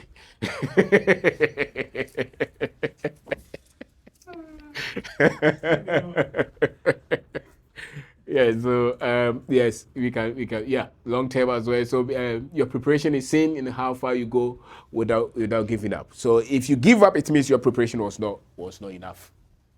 You know, the people who run the long haul, they don't give up. They know they are going 10,000 kilometers. They don't give up. If you stop along the way, your strength was not enough. You know, so long-term vision is key. That's why why the business that you're starting. What do you have in mind? What do you want to change?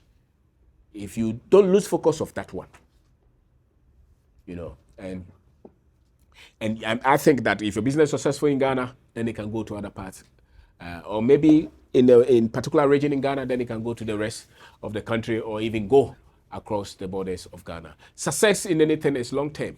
You will never hear any expert in any area who is just 1 year, 2 years. No, experts in anything, even politicians. Some of them, if they had died at age 60, they would never have been president. You know, President Akufo-Addo, if he had died 60, he never have been a Ghana former president. Because 60 years he was still in opposition. You know, so a lot of these guys that you see who are wealthy, they are not that young. Significant wealth takes a lot of time to build, you know. So if you are 20s and you are not seeing significant wealth, keep building. Keep building. Develop team. Somebody said that you cannot trust our people. It's not true. We just have to have mechanisms in place to keep training our people. You know, you cannot do much if your people skills are not developed well. You know, it's lack of ability to lead people. That's what makes a lot of our people complain. We are not able to pick the right people and develop them. So we say that, Ghanaians are bomb bad, all those loose talk. The same Ghanaians, Chinese are working with them. The same Ghanaians, Indians are working with them. The same Ghanaians who marry to one. And they say they are not trustworthy. I do understand. Develop them. Put structures in place. They will err. They will make mistakes, but you cannot give up on them. Because just like any other human beings, they reflect the environment that they've been exposed to. So if you expose them to different things, they will become better. You know, I mean, you cannot succeed in business without a human being. So your disposition should not be, I cannot trust anybody. Then that becomes very difficult. So you have to understand what gets the people's interest. Here, if you employ the average young man, he wants to travel. He doesn't believe that his work effort will make him successful. He believes that God's grace will make him successful.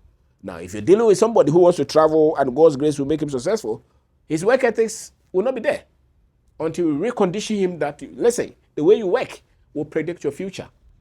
And traveling is not career. It's not the way to success. If you're able to train them that way and tell them that if you take care of the money that you have and you work well, over time you build your life.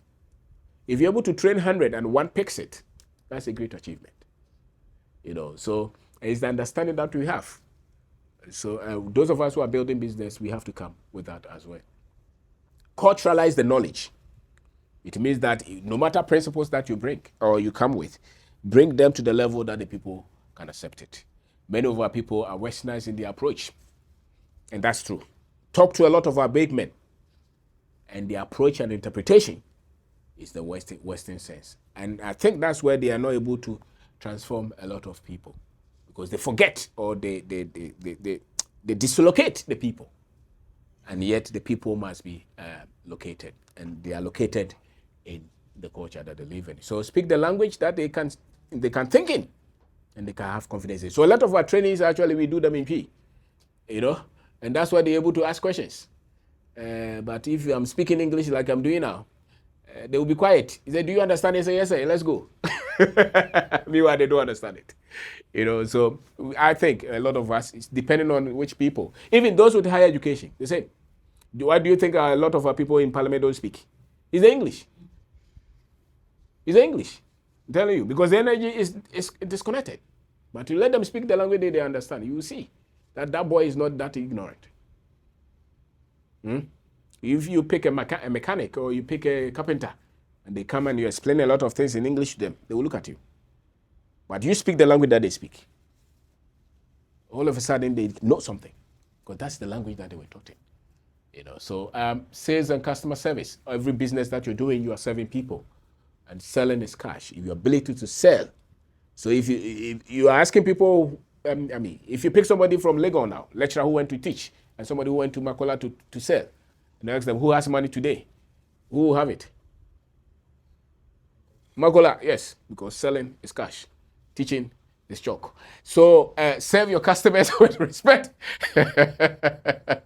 Make them comfortable. Go the extra mile. You cannot say that the shop is closed. No, when people are in the shop, we are not closed until they go.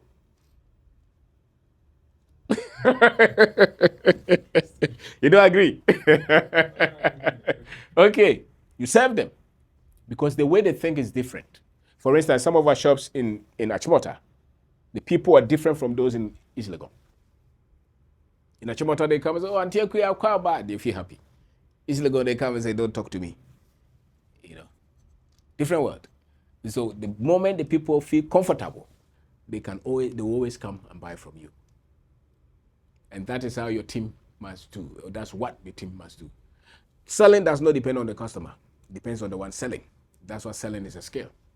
And whatever product, whatever service that you have, you must intentionally teach yourself and teach your team how to take the product and the service to the people and take money. It is those who win in business, and not necessarily those with perfect product. Those who are able to sell. There are some restaurants that you eat their food, it's not nice. And one more, just plain rice and shito. Yet they've been in business for how many years? Doesn't taste well, but people still continue to go to buy from them. Because it's convenient. Whenever you go there, they are ready to serve you.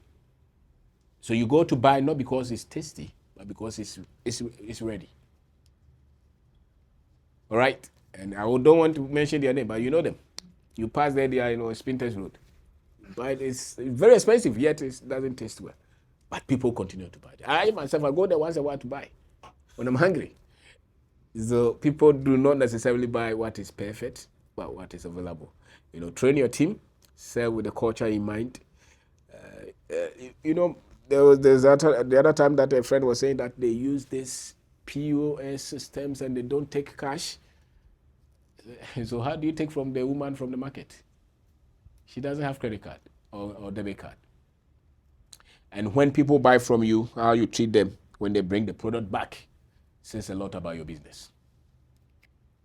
So make sure that you're able to serve your people with the best of interest. So whatever business that you're doing, there's customer service. And marketing is different from sales. Marketing is the infrastructure. Selling is when you take cash. So if you have not taken cash, you have not sold anything. And a lot of the big corporations, all that they do is marketing, no sales.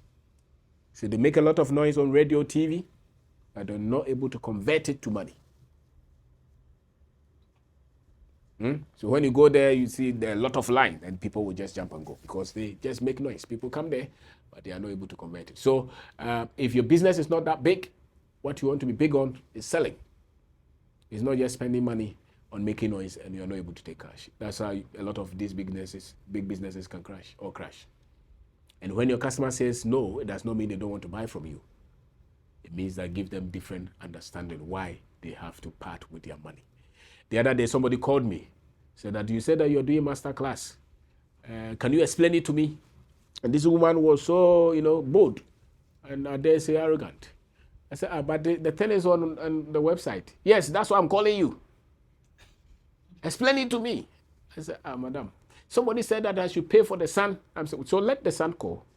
Why are you the one calling? And of course she was speaking English. So she was arrogant. I said, you don't have to come. If somebody forces you to come. He said, that is rude. Because you're not ready to hear or listen. I hope I'm wrong. But sometimes, the way we are attacked in our system, because somebody will always use a different structure to measure us. And she said that I did marketing. I said, your marketing is different from what you're doing. Your marketing, they taught you in school. Our marketing is different. And then she cut the call. I didn't call back. Sometimes we are judged wrongly. We deal with a lot of these middle managers in some of our businesses. Just because you are from Ghana, the way they talk and attack is different from when they are dealing with foreigners. How do you solve that? You stand firm. Stand firm. Because sometimes even if you're not wrong, they treat you as if you're wrong. And so selling is cash. I just said that just to push it through. But many times, there are some people that you can, no matter what you do, they think you're not enough. And don't waste a lot of time trying to impress those who think you're not enough. Spend a lot of your resources on those who think what you have has value. And reach a lot of them, and your business will be successful. So, yeah, go to the next. Growth. Your business must grow, and growth is not something that happens by miracle. Growth is strategic. It takes strategy to grow. Whichever business that you're doing, especially when you have full grip, full understanding of that business, expand it. Expand it. If the business starts, because it takes a lot of time for you to make the business work. And once it starts to work, let's say it's poultry farm, let's say it's a okra farm, let's say you're producing Tom Brown, let's say you're selling electronics. If it's working, blow it. That's where your wealth will come from. But when it's working and you stop, you go and focus on another thing, you may never grow. You may never grow. So in our economy, many go for loans to grow their business, but it's at a huge cost. I would say that a lot of the growth can come from within if you pay attention to the people that you work with. Grow your business with strength, with courage, and with great team and positivity. If your business is not growing, one way or the other, your business is dying. Have a growth mindset. Desire to grow your business. Go for growth first. The one that is working, grow it. And so some of our shops, before we had, Derrick, we had mother care as well, Mm-hmm. And we saw that the mother care was taking a lot of money, and it was not growing. So what did we do? Shut it down. Yeah. There were a lot of projects that we were doing with semi institutions. You go there, you work with all your money, you give it to them, they tell you stories. What did we do? Shut all of those and focus on the ones that were very easy to manage and expand. And that's where we leverage the pain and the experiences. Because when you start business, you're going to make a lot of errors. Pain will build up. But when you see somewhere that is working, shut the other ones and leverage there. Because if you're not growing, people will laugh at you. After 20 years in business, I still can't buy a shoe. Even your wife can go. And that's allowed. So you build all this so that you are looking for that way out. If that way is found, blow it. And you'll forget all the pain and the misery. And so growth actually erases the pain and the losses. And that's where respect and those things will come in. Let's go to the next. So growth is in numbers. So let's say you have one manufacturing plant. If there is fire, you are gone. So if you can go to 3, 4, 5, go. When one burns down, you still have 4. So you don't stay with one. You can't create a lot of wealth with one employee. It's tough. With one business, one vehicle, you have Uber, it's working. Don't stay with one. After 5, 10 years, you should be having 30, 40. That's how you create wealth. That's why a lot of these foreigners, you see them, they came with 1, 2, 3, now they're everywhere. That's why they're creating millions. But people, they will tell you that they'll stay with one. You don't want trouble, you can't trust Ghanaians. So we don't grow and we don't create wealth. You have one acre farm. You're doing well, you can expand it to 100. Don't be afraid. Go for it, because that's what these guys are doing.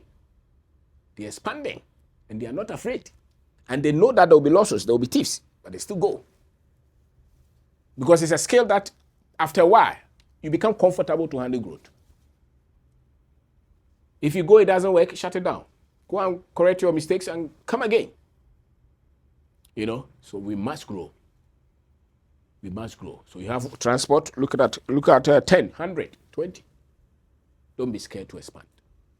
But people will continue to tell you, be careful, be careful, be careful. You are never going to be recognized if you stay small.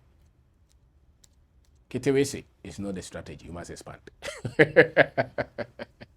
So build a business culture which is built on growth. Others are growing their businesses, and we are constantly being told, be careful. Especially Ghanaians. Constantly. Your parents will tell you, your friends will tell you.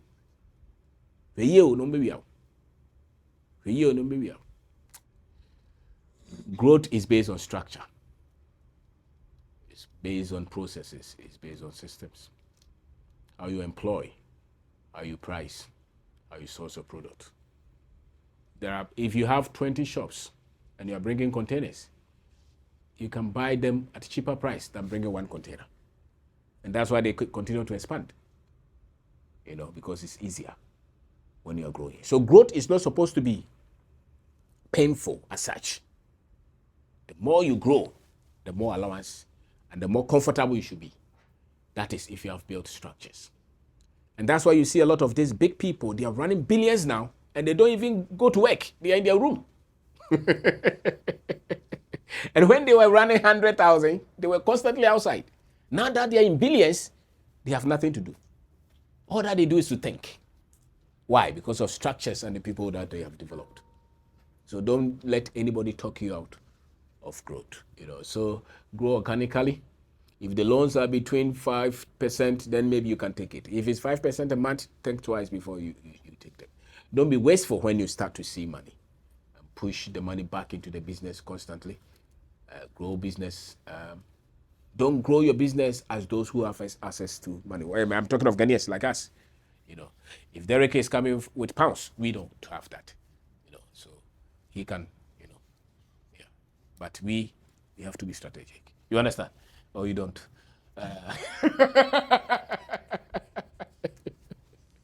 You can also pull your people together and raise money and do big projects. Be ready for their behavior as well. Open your eyes so that you're not kicked out. Because sometimes some people will come in and they come in with different kind of thinking. Government institutions, don't be scared of them. Our structures are still very colonial. So if you are very small, then that is African, that is Ghanaian. It means you're struggling. They're very happy with that. If you're big, now they want to say that who is behind you. And it's the structure. So the same woman is selling water on the street. Nobody will go there with FDA. You build a factory, have it organized. All of a sudden, FDA is there. It's the structure that they are running with. But the people there, some of them are good. And until we work on them, don't let them put you in fear. And don't let them prevent you from growing. When they come, treat them with respect. But the thing is that they are not there to really crush you. Until you're a politician, they don't care about you. It's only when you decide that you want to stand for election, then they want to shut you down so that they will have their power. But if you're you as an individual, When they come there, it's because they're just trying to follow something. Really, the design is not to crush you. The design, they're just working with something that they didn't design. So be ready for the inconveniences, but still grow. So don't be scared of the municipality levies that you pay, GRA, don't be scared of them, SNET, don't be scared of them. They are all human beings like you, and many times they are good people as well. When there is an error, they can help you to correct them. So don't let those institutions prevent you from growing your business and building your wealth. All this we are doing is for financial freedom for yourself, for your family, for our country. And so we live in a different time. Many of you will not get jobs, especially young minds. And so build something. Start to build something for yourself. It's not complex. You just need a mental shift. To have financial freedom, a lot of it falls within the domain of business. Okay? And so building business is a mindset development. It's a skill set that can be developed over time. The answer to wealth creation for Africans is not necessarily traveling abroad, but is in building business. It's having the right information on business, finance, and investment. Knowing what it takes to build business in Ghana or Africa, for that matter. So thank you very much. We are done. All right, so where is Derrick? If there is any question or you want to, after yours, that's right. So thank you very much. Yeah, thank you so much. Yes, sir. A lot of appreciation for this. You've said everything. So now, I don't know whether... I said everything. Whether I should talk. I didn't mention your wife's name. Okay. Yeah.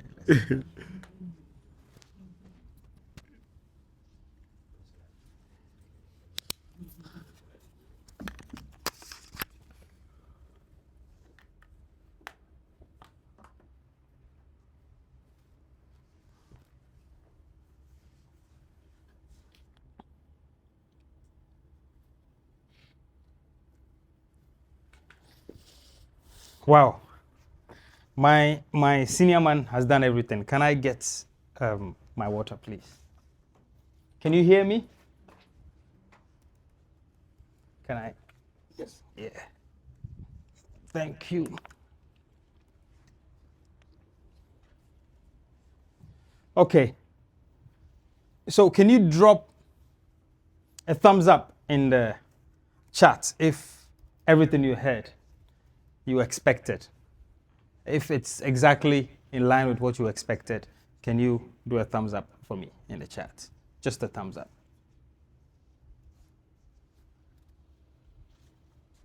Come and do this thing for me. Yeah.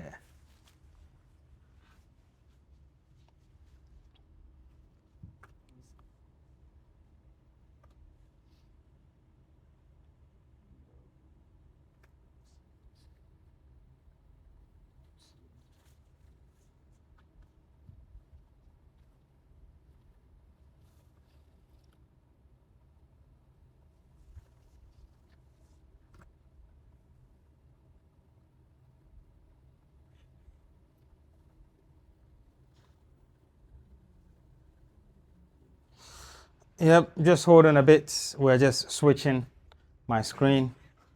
Come do it then.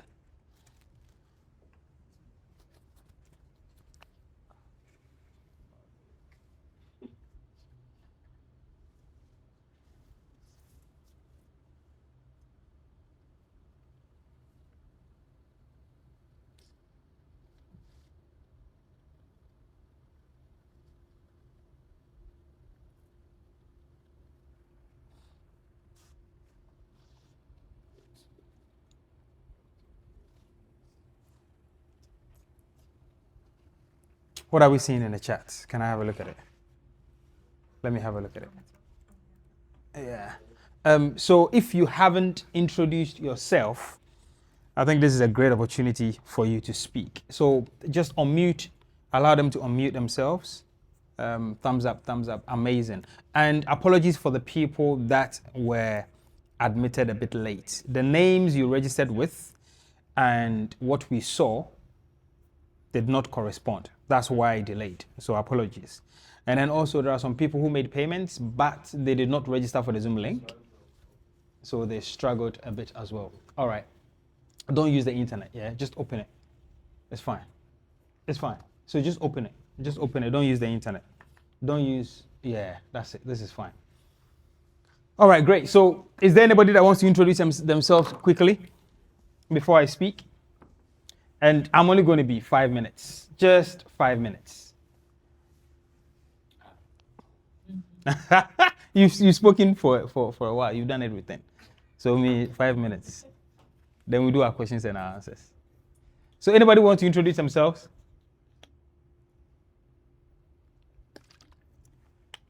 I think Senior has put a lot of them in. Everyone, good evening. Yep, evening.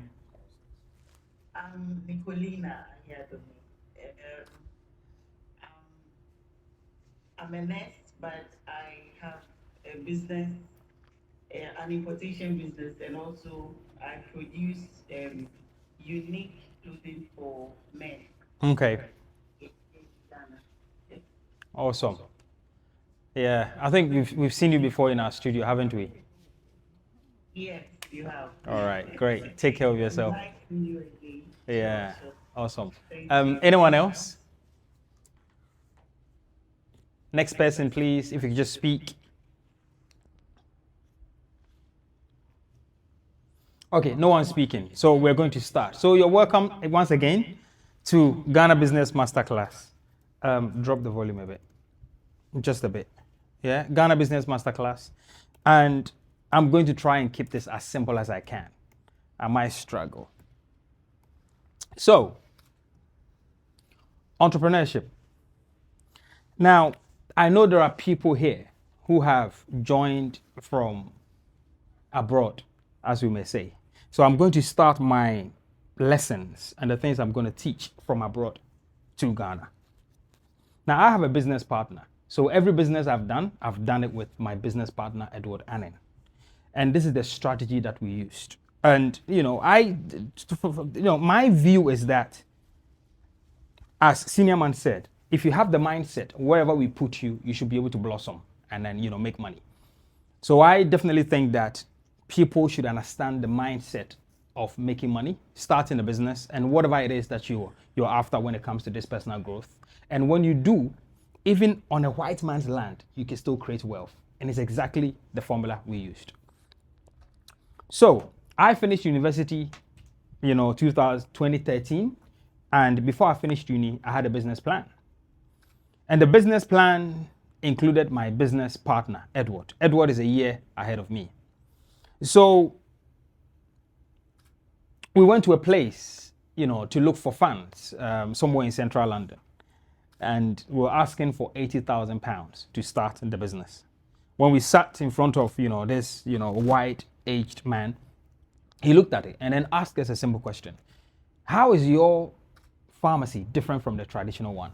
And we said we're going to be online and we're going to operate 24 hours. And what that meant was that if somebody needed the pharmacy services at night, midnight, I will be sleeping in the pharmacy and I'll take care of all their queries, answer the phone and deal with them. And the guy goes, no, this is not realistic. There's no way it's going to work. You are just excited about the idea. Eventually, we left. It didn't work out. And while we were going, it was just boiling in my mind. And I was just thinking to myself, what next? What are we going to do? Because I don't have £80,000. My father doesn't. My mom doesn't. So how do we get it? So in the car, I told Ed, do you have any friends that we can contact and speak to them, pitch this idea to them to raise some money? And he says, yes. So I called one of my friends, Abimbola Alaba. And then Eddie called Desmond. And then we had a chat. So we went straight to Desmond. Desmond said, this is a great idea. And then he put one of his friends on board. So an Asian doctor as well. And then I brought Abimbola. So it became 5 of us in this business. 2 of them were doctors and then 3 of us were pharmacists. These guys paid money into the business every single month. They did not have £80,000 for us. So the next plan was that I was going to tell the bank, NatWest Bank, that I needed money to go and get married. At the time, I wasn't married. I needed money to go and get married. And Eddie did the same. I think he must have said home improvement or something because he owned a flat at the time. So I took 25,000 pounds from the bank. Eddie took 25. So we had 50K. That wasn't enough to start a business, but we started anyway. And I figured out that the only way we can cross is to have running capital to sustain the business. So that was when the money, the 1,005 that was coming from these three people were so instrumental to the business. That's what we used to pay our rent, and then the ongoing charges, the overheads for the business. That is how my first business, Aktive Healthcare Limited, was born. 2014, September. It's been more than 10 years. We've been running this business. In fact, in the business plan, I had 4 ideas. The first one was a care home service to provide these services to NHS patients. The second one was a wholesale business. The third one was a care home business. And then the last one was an online business. So we figured out that the NHS home care services was not working out for some reason. Within the first 1 year, terrible. I was staying in the pharmacy. There were no ACs. And I remember, I had no employee. It was just me working in the business. And one of my investors, Desmond, will come in and then I'm trying to package some items and he goes, Derrick, you're a pharmacist. You could be earning £35 an hour. This is not worth your time. That killed me. So I decided to think again. So I added products and I'm talking Regain for hair loss and things on Amazon, eBay. And that helped us get a lot of income coming into the business. But I'll tell you exactly what I did as I progress. So what's my desire really to start a business? Somebody may say, you grew up abroad, so, why? Well, I was born in a little village, called Akim Soabe. And that village taught me a lot of lessons. Everybody in the village was the same. We were all equal. There was nobody that was above the other. There were times in the village where there was no electricity. So, if you had seen a video of some Ghanaians getting excited when electricity came to their village, that would have been me at the time. The struggles in the village, meant that I needed a bit more for myself and also to see my family, have some sort of freedom of finance. I then moved from the village when my father took me to Hector in Akimoda at age 8. Now, when I was moving, I had siblings. I had 3 siblings from my mom's side who were very dependent on my stepfather, who at the time, he was doing a bit okay, with some farming jobs that he was doing, but it wasn't great. So at 15 in Hector, I got moved to London. And this was where all the story of, seeing the opportunity, having access to 24-hour internet was like heaven to me. So I started learning skills for myself. And I'll tell you exactly some of the skills that I learned that has helped me in my business in 2014 when I started. That's part of my story. If I say I'm going to say everything, you're not going to have the time to hear it. So the desire to help my siblings is really one of the things that pushed me to start a business with Eddie. Because every time that I made money at, using some things that they used to do at school, it was called educational maintenance allowance that the government used to give us every week if you had your punctuality and attendance intact. I used to send that money back home for my parents to use that to pay for my siblings' school fees. So I felt, I can't keep doing this. There was a time my stepfather actually killed himself. And I'll tell you the story. So he had the last 500 cedis. And then he bought flour and all these things to start his own bakery in the house. And, he had taken it to whatever they did, but needed it. Everything was done. And he was supposed to wake up, I think, around 3 a.m.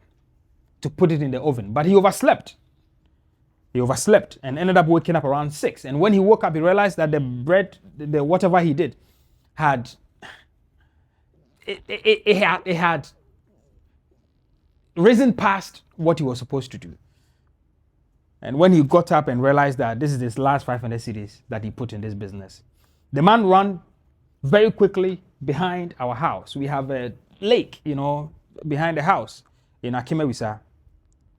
And, luckily for my mom, she decided to run behind him. When he got there, this tall, 6-foot guy was inside and you can only see his neck, crying that he wanted to kill himself. I heard this message when I was in London and I told myself that this should not happen. And this is only happening because you don't have money.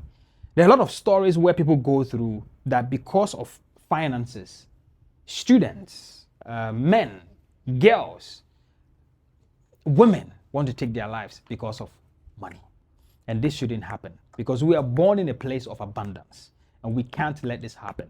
So my quest and my desire to make money and also to share what I know is born out of this. Okay, now next. Well, you've heard me say that I started my first business, Aktive Healthcare Limited. But after that, like anything, right?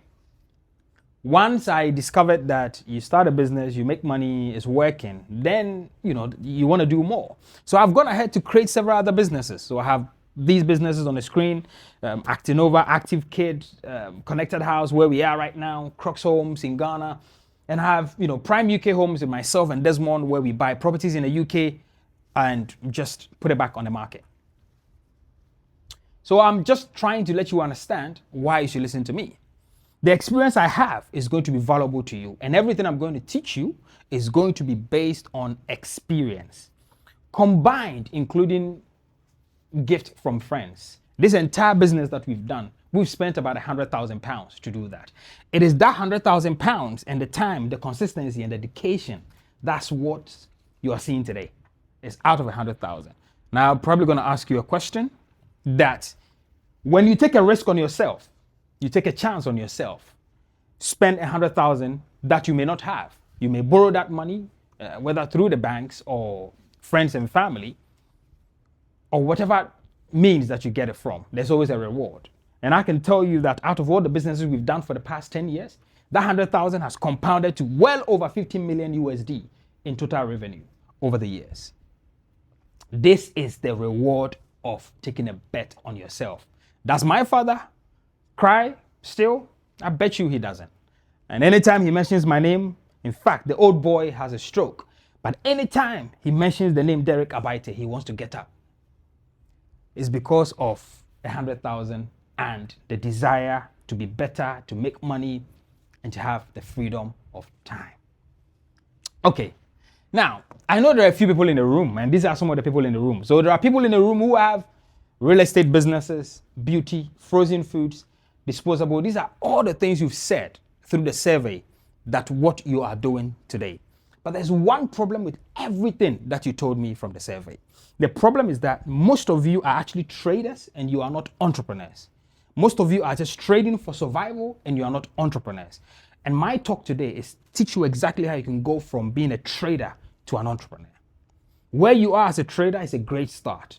But listen, there are systems, there are processes, there are methods that you can apply to really hone in on an aspect of the trade that you're doing to turn it into a business.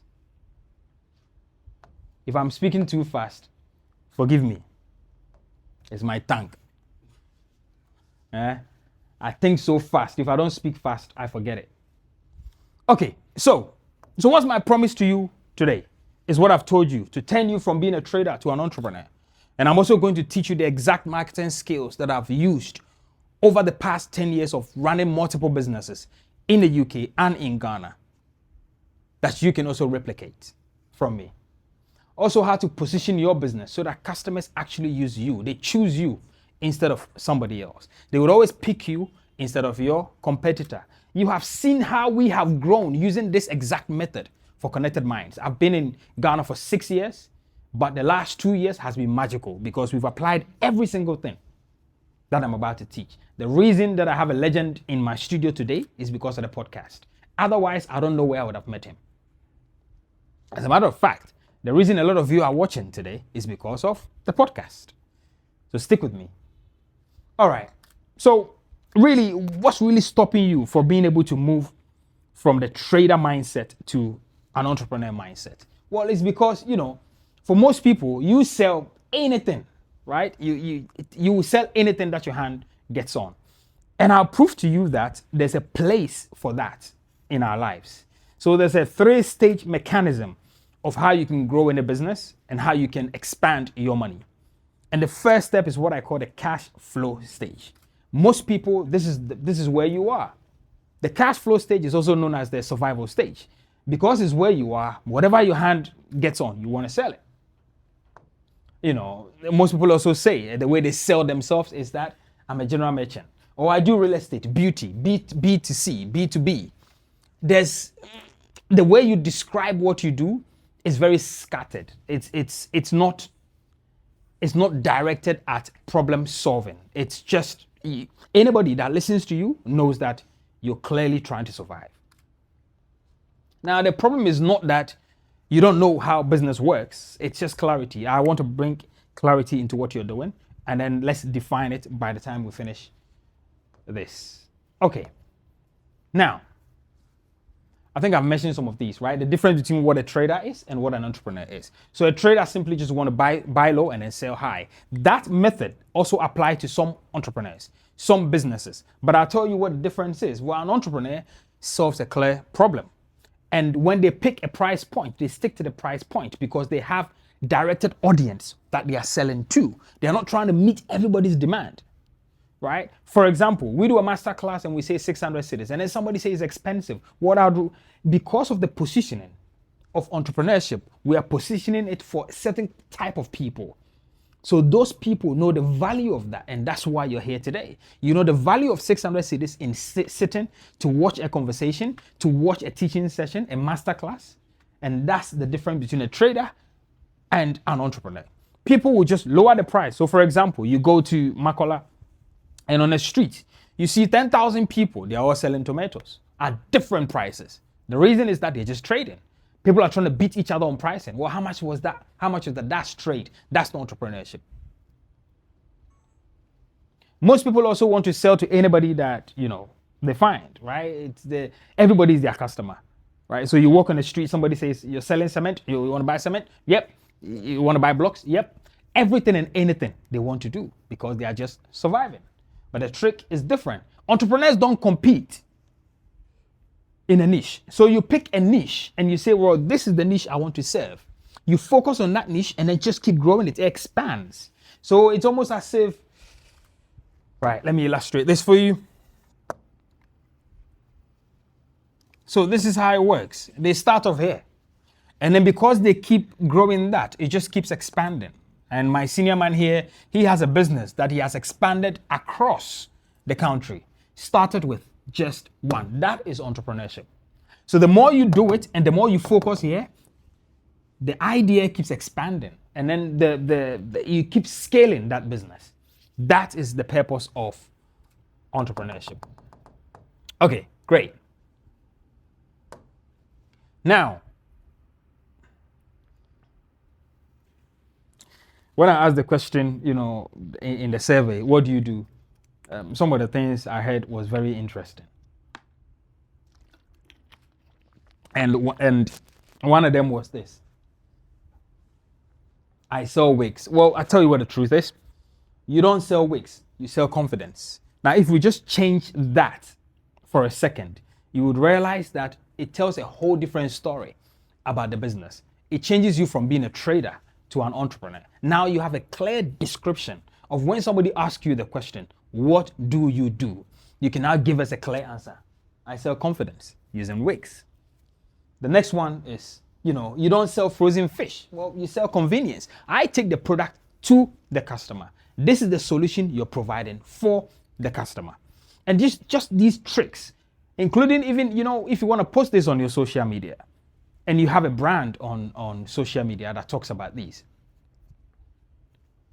You have a brand on social media that talks about these. Your tagline, you want to keep it simple. I sell peace of mind. And I think there's one person that does home care service. These are some of the little tweaks that is important for you to come to the understanding of. Otherwise, your right customers will walk away. There's something called pain point when it comes to business.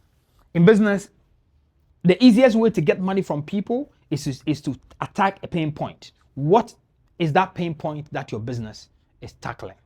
And once you understand that and you begin to use the pain point, well, anytime you say it, if I say this right now, and it's everything I'm doing today, that's exactly what I'm doing. I'm trying to tell you that you need to go from a trader to an entrepreneur. So by defining that you're a trader and putting everything behind the fact that I believe that you're a trader, that is a pain in you.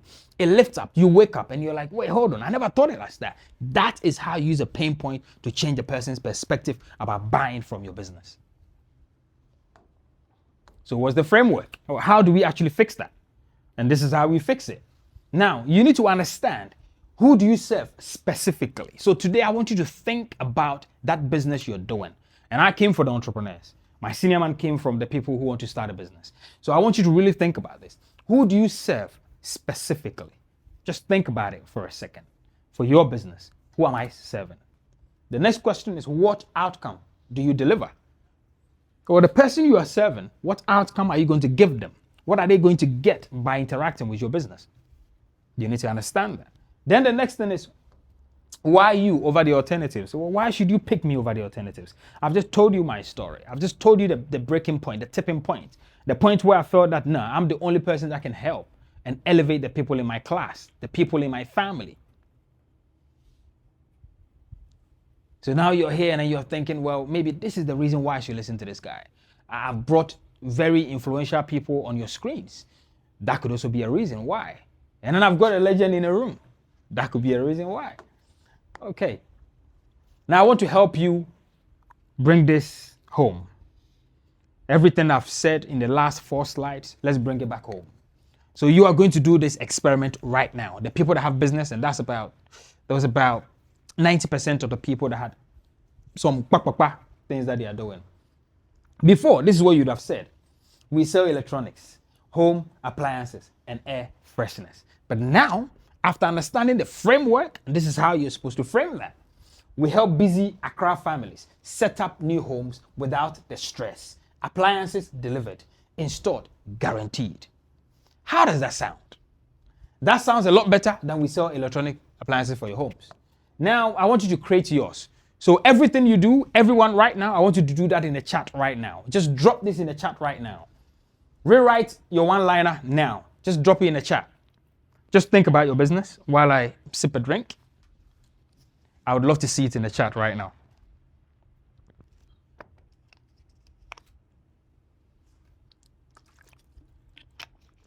And if you're looking for the framework, this is it. This is the framework. This is the method you're going to use to come up with your one-liner. Now let me see what people are writing. I'm waiting. Otherwise, you're not going today. And then give me the Mama's perfume products. Yep, I'm waiting to see the first line. Mama's perfume helps you announce your presence through fragrance. Okay, cool. That's nice. Yep, let's go with the next one. Who else? You can't be shy on this call. This is Konnected Minds.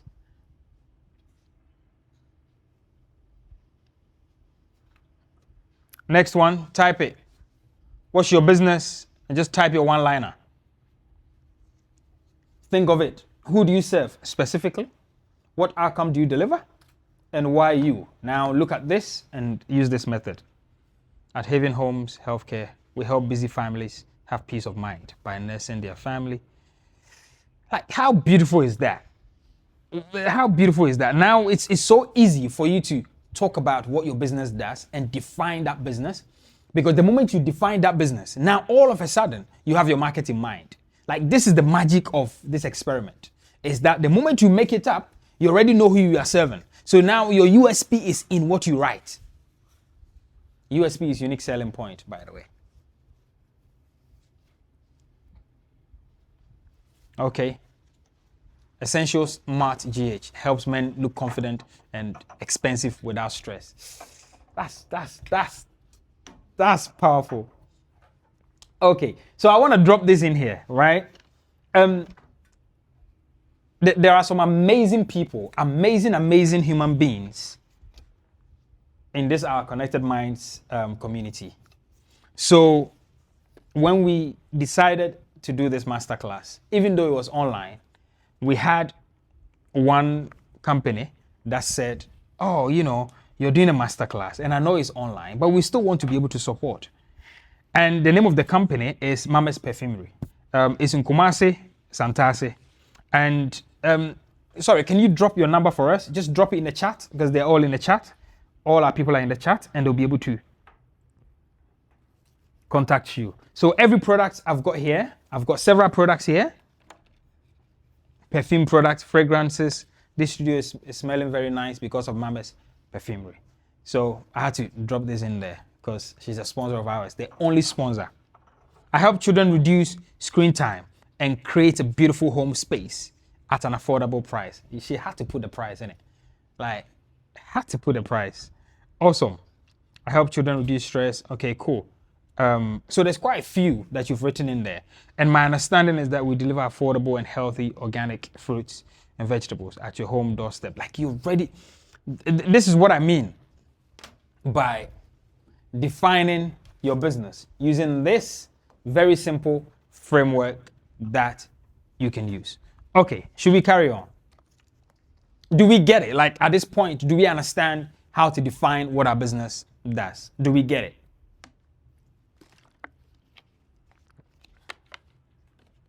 Because I help you break limiting beliefs, right? Very straightforward. And a lot of people have that. Okay, now, I spoke about the 3 stages of wealth very briefly. It's not, this is an IP that I usually talk about, but I'm going to talk about it very briefly for you to get. Okay, let's go. Now, in every person's life, every entrepreneur's life, there are 3 stages of building wealth. And the first stage, which is where most traders would be the cash flow stage. I usually say that if you're going to be in a cash flow stage, you want to be there below the age of 30. And the reason I say that is because below the age of 30, you have enough time to learn enough skills, make a lot of mistakes. But when you hit 50, you don't have the time to do that. At 50, you want to get it right. You know, someone told me something funny and said that most men at age 50 fear losing their money than even death, more than even death, right? So as you age, as you go up the ladder, it becomes very bothersome when you lose your money. So this is where you want to start, the cash flow stage. Well, what are people doing? This is the stage where you're hustling, you're trading, you're building skills, multiple streams of income. This is where it would be. Now, I did that, so I'll give you an example. So I had my first website. It was called hiplifelovers.com. And we had Ghanaian music on there where people used to download the MP3 and stream the music. Many years ago, I had a website called iTube Ghana. I built the site myself. I learned how to build. I had a computer repair services in London, Forest Gate, Romford Road. I had a YouTube account at the time, 2006 when it came out. I had Afro links. I can tell you so many other things. I used to sell Chinese fake shoes, fake branded shoes in college to my friends. You know, I've done all of these. And all of these things happen. In fact, they happened in my teens, right? So before I turned 30, I already had enough skills. My first company, activepharmacy.co.uk, that website was outlined by me and developed by other developers because I had the skills from my teens to be able to do that. So this is the point where you want to be. Below 30, if you're below the age of 30 here, take every chance on yourself to build a skill. Every chance on yourself to start selling something, to build something for yourself. And you don't need to start big. This is where you build confidence, yo. You start building confidence. You build courage. You build so many attributes that when you get here, you would need. But when do you know this is the time for me to move into business? At this point, for me, we made a lot of money. I made quite a lot of money before I hit the age of 30. So I quickly understood that these numbers I'm hitting, it's time for me to really focus on my business. So I put a lot of energy in creating more businesses like Active Pharmacy, creating more business. In Ghana alone, I've got 2 branches, opening the 3rd branch, probably by the close of this year, right? In the UK, I've got 2 pharmacies now. And all of this is happening. And I'm 35 years old. So I've still got 5 years left to hit, the 40 mark. But I want to keep really honing in on that same idea. And I will explain to you. At this point, you may have 4 different businesses that you're doing. That's fine. But when you get to the business stage, you want to pick the business that's doing the most in your cash flow stage and really hone in on that. Go in, build it to the millions. Once we hit the millions, then what do we do? Remember that circle that I did?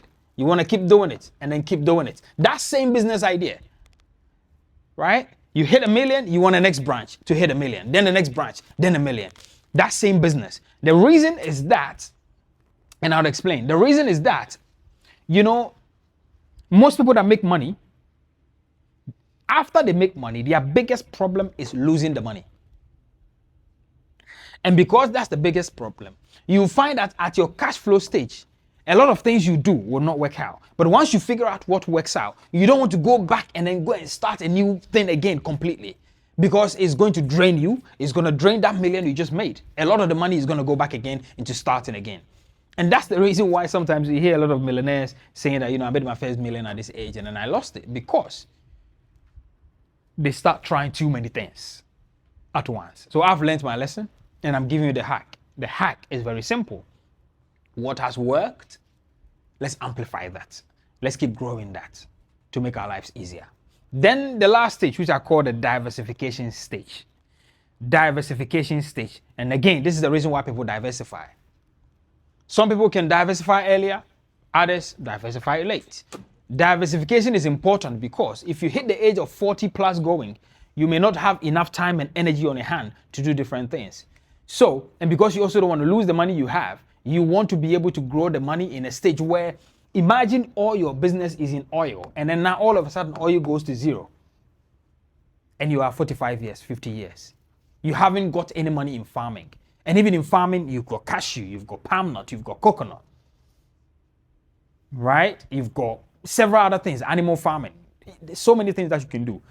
Instead of just staying in one, which imagine you have a poultry farm that has 20,000 birds, and that's the only business you have. You are 55, and all of a sudden there's a funny disease that hits in there, and then you lose all the birds. You're going to go crazy. And that's the reason why you must diversify. You need to have goats. You need to have cattle. You need to have invest in other people's businesses that are doing well to sustain your cash flow, because at that age, you don't have the energy. And I don't know, I'm saying it as if I know. I haven't experienced that. I have not been in a stage where, I'm 50 years and I don't have, but I've spent time with enough 50-year-olds, and trust me, a lot of them don't have the energy to start again at your teens. And if you are at that age, you probably have the answer for me.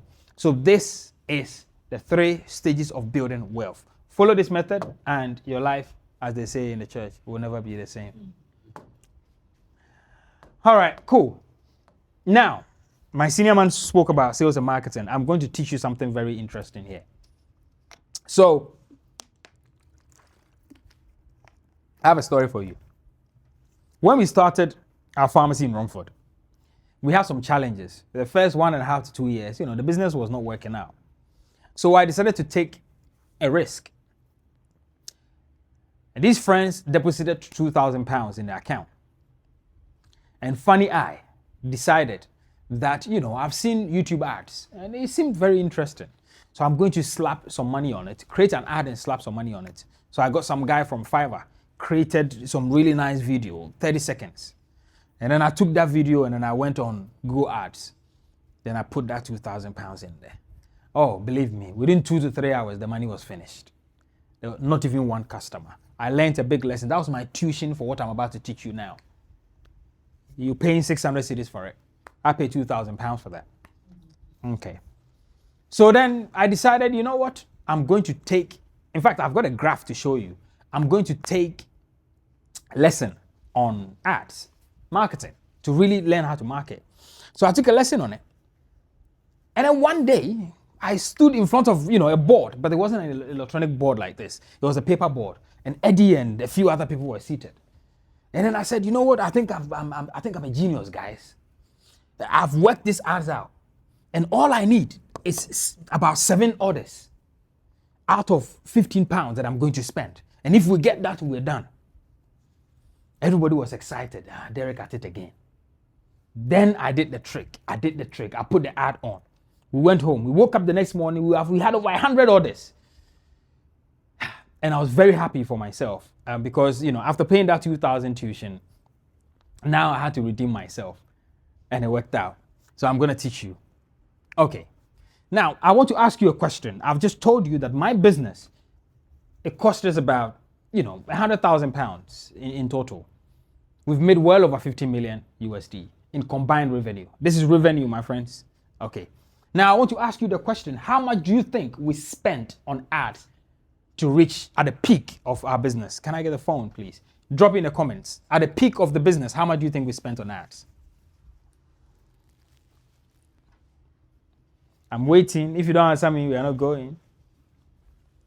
At the peak of the business, how much do you think we spent on ads? And I'm going to show you. I'm going to show you for you to see something. 400k euros. Jerry John. Somebody said 10k. Okay. Yep, let's go. Drop it. Keep dropping it. Come on, let's go. 15k, 50k, 500k. Hey, there are some people, their numbers is so close to come for. All right, great. So at the peak of our business, and this is my account, right? This is my image there. This is my email, Derrick Abaitey, and that's my ad account. So this is my Google ad account, right? There's a small, I'll show you. There's a small dot here. This was when I was paying for my tuition. That £2,000, that went to waste. This was it. And at the peak of my business, this was it. We spent well over £400,000 to push our business. From that time when I gathered these friends of mine, and then I was telling them that, oh, all we need is, X amount of orders. We spent all the way up to about what? 400,000. I mean, the value is right there. And that equated to 1.4 million pounds in total revenue at just that period. In fact, that period I think is only about, from here to here, it's probably about just 6 months.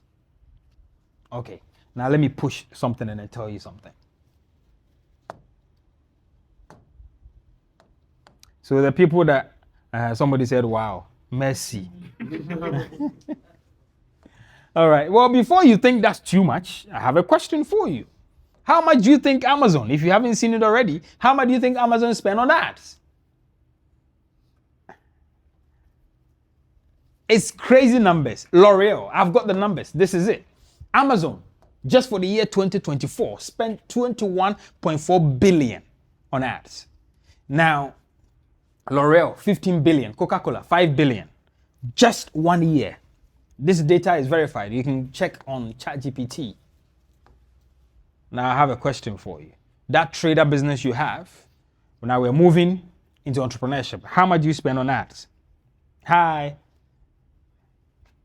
How much are you spending on ads? How much do you spend on ads?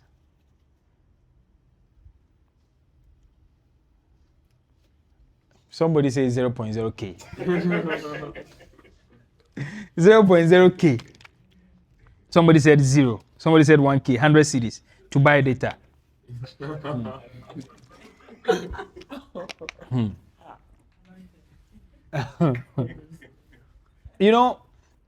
Watch this. Like, I'm going to say something that a lot of people may not, I don't know, man. There's a company that contacted me, I think 2018 in Ghana. The company's name was Unique Flora. That's it. So it was one of my friends, Prakash, that took me to Unique Flora. And their plan was that I was going to help them take their business online and use the same method I used. But, I didn't really have the time. But, Prakash was like, let's go to see whether you can help them for me. And I sat down with them and I gave them the exact plan of how we're going to do that. The family goes, that's a lot. And I said, that's fine. That's why I have the next plan. The next plan is, I don't want you to pay anything. I will put the ads, the money. I will spend about $50,000, push this business, but I will take 50%. That one too, they said no, because I knew exactly what I could do for their business. I knew that if I touch it, it's going to grow. These people are doing flowers. They know how to get the flowers in the country. They know how to put it together. Now just give me the e-com site. I will create the site, create the products, and I'll advertise it. I will take the order and refer the order to you. And I'll take 50%. It will cost me 50,000. Or you pay me 50,000 and I don't take anything. They still did not do it. I'm going to be brutal with you.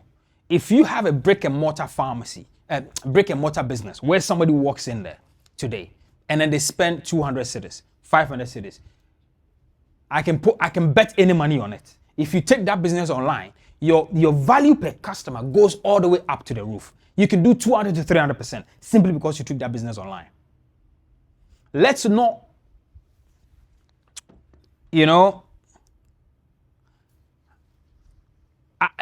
there are people who are 25 years old today They have made more money than your parents ever made because of the internet.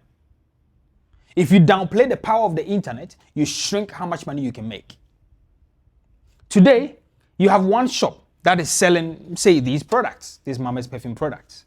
One shop, and she has 2 shops in Kumasi. I can bet you anything, if she's here right now, that the internet is pushing her business even further. Why do you think people are sitting at home, at the comfort of their home, and they have products around them, and they are turning over 1 million cedis every single year? It's because of the internet. If you downplay marketing, social media, and we are going to go there because I know some of you are not, conversant with that. But if you ship a container load of HMC or, electronics, and it arrives in Ghana, you are sitting somewhere in Canada, it arrives in Ghana, and you put 2 girls on those products on TikTok, they will sell it within 2 months. You are abroad. No landlord is going to bother you. It's your house. Because it's a big problem here in Ghana where landlords are going to be like, Charlie, you are making too much money. They will take their shop and then they will start the same business. Yeah? So don't downplay the internet. Don't. There's a man called Dr. Charles Apoki, who I brought in from Nigeria to come on the podcast. This man is grown. And he tells me, Derrick, if it wasn't for the internet, my age and the skills I have, Nigeria, I would have never earned the money that I'm earning today. The power of the internet. If you think twice about it, you will go broke. Don't think twice about it. For that reason, I'm going to teach those people that have businesses how to market their business right now.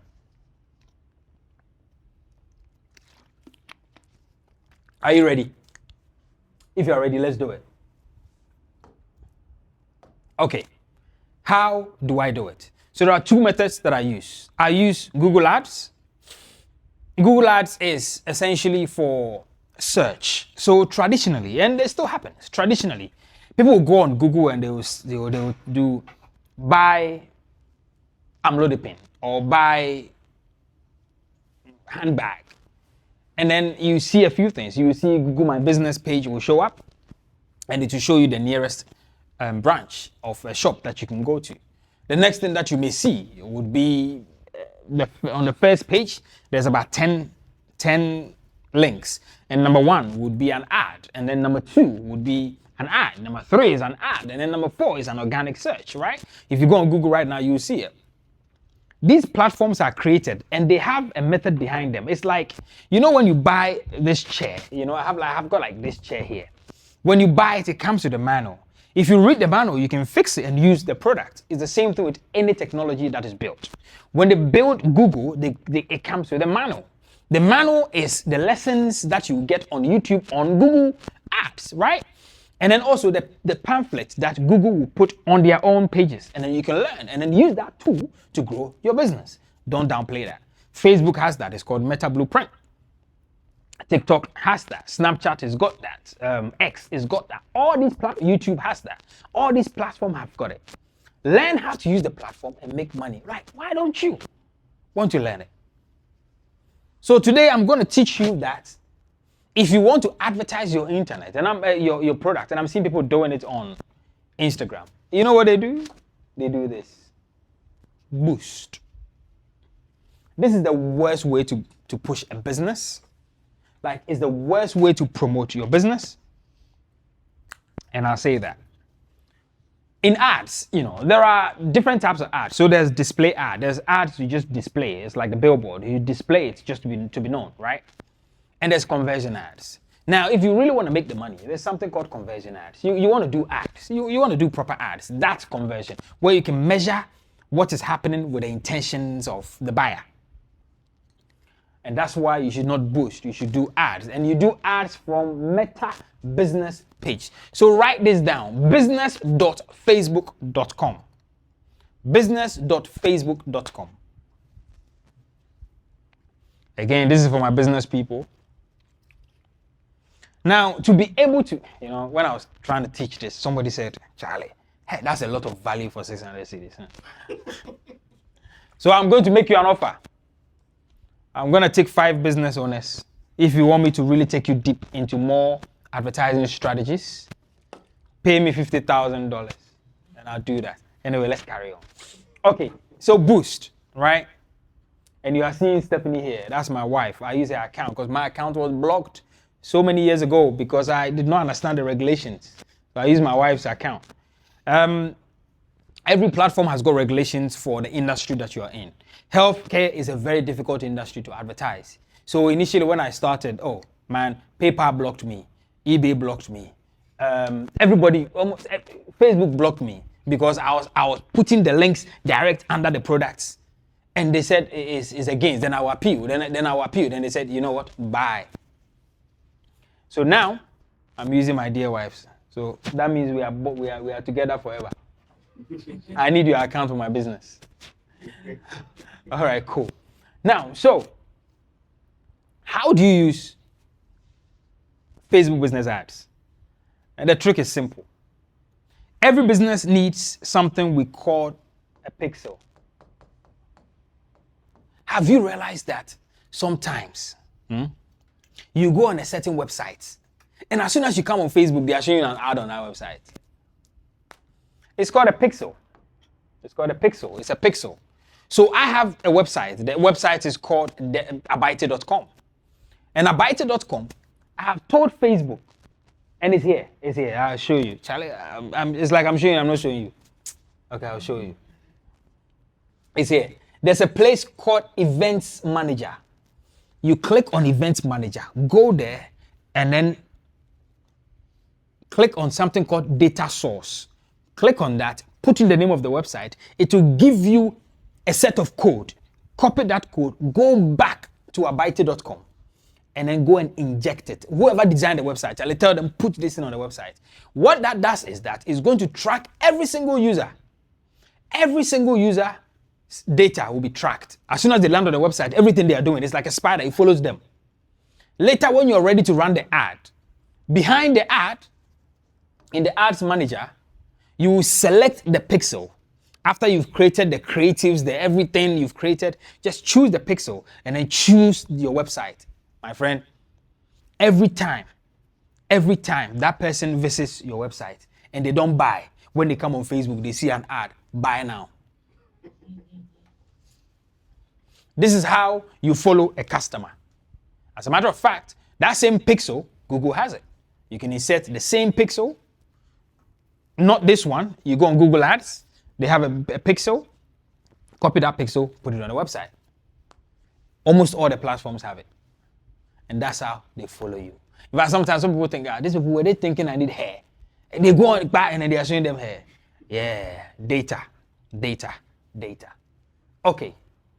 I think we need more time at a certain time to really go through this. But you know where to find me. All right. There was something I wanted to really... Okay. You know, every ad needs a creative. But how do you know that this ad is going to work? This is the hack. On your Instagram page, do this. Do this on your Instagram page.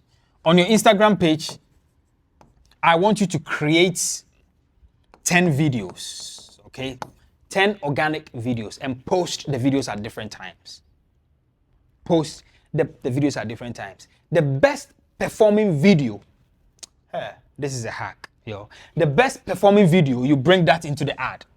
Because think about it. It is human beings, we are the algorithm. We are the ones that determine whether the thing is going to work or not. So this thing I'm telling you right now, if I post it organically on my Facebook page and everybody likes it, well, how do you think that people are going to react when I advertise it? It will reach more people because organically it's working, right? And if you don't do that, you know, there's something called advertising cost, ads cost, per click, per view. If the ad creative, which is the 10 videos, the one that you have chosen, if that works and you push that into the ad, it means that your cost per view, cost per interaction on that video is going to drop massively. is not going to cost you as much as if it was a random video you're using to test it out. Now you're not testing it out anymore. You already know that out of the 10, this one worked. I think we get it, right? Does it make sense? And by the way, nothing beats organic, and I'm going to explain that to you. Today, as we speak, WhatsApp is the biggest social media platform in Ghana. WhatsApp is the biggest social media platform in Ghana. If your business is not on WhatsApp, forget it. You're struggling. So make sure you have a WhatsApp channel, a WhatsApp group. Create 20 groups, fill it up with people. That's data you have right there. The next platform is TikTok. And I'm telling you, my Osekrum people, TikTok is bigger in Kumasi than it is in Accra. It's the biggest social media platform in Kumasi as we speak, but it's the second biggest in the country.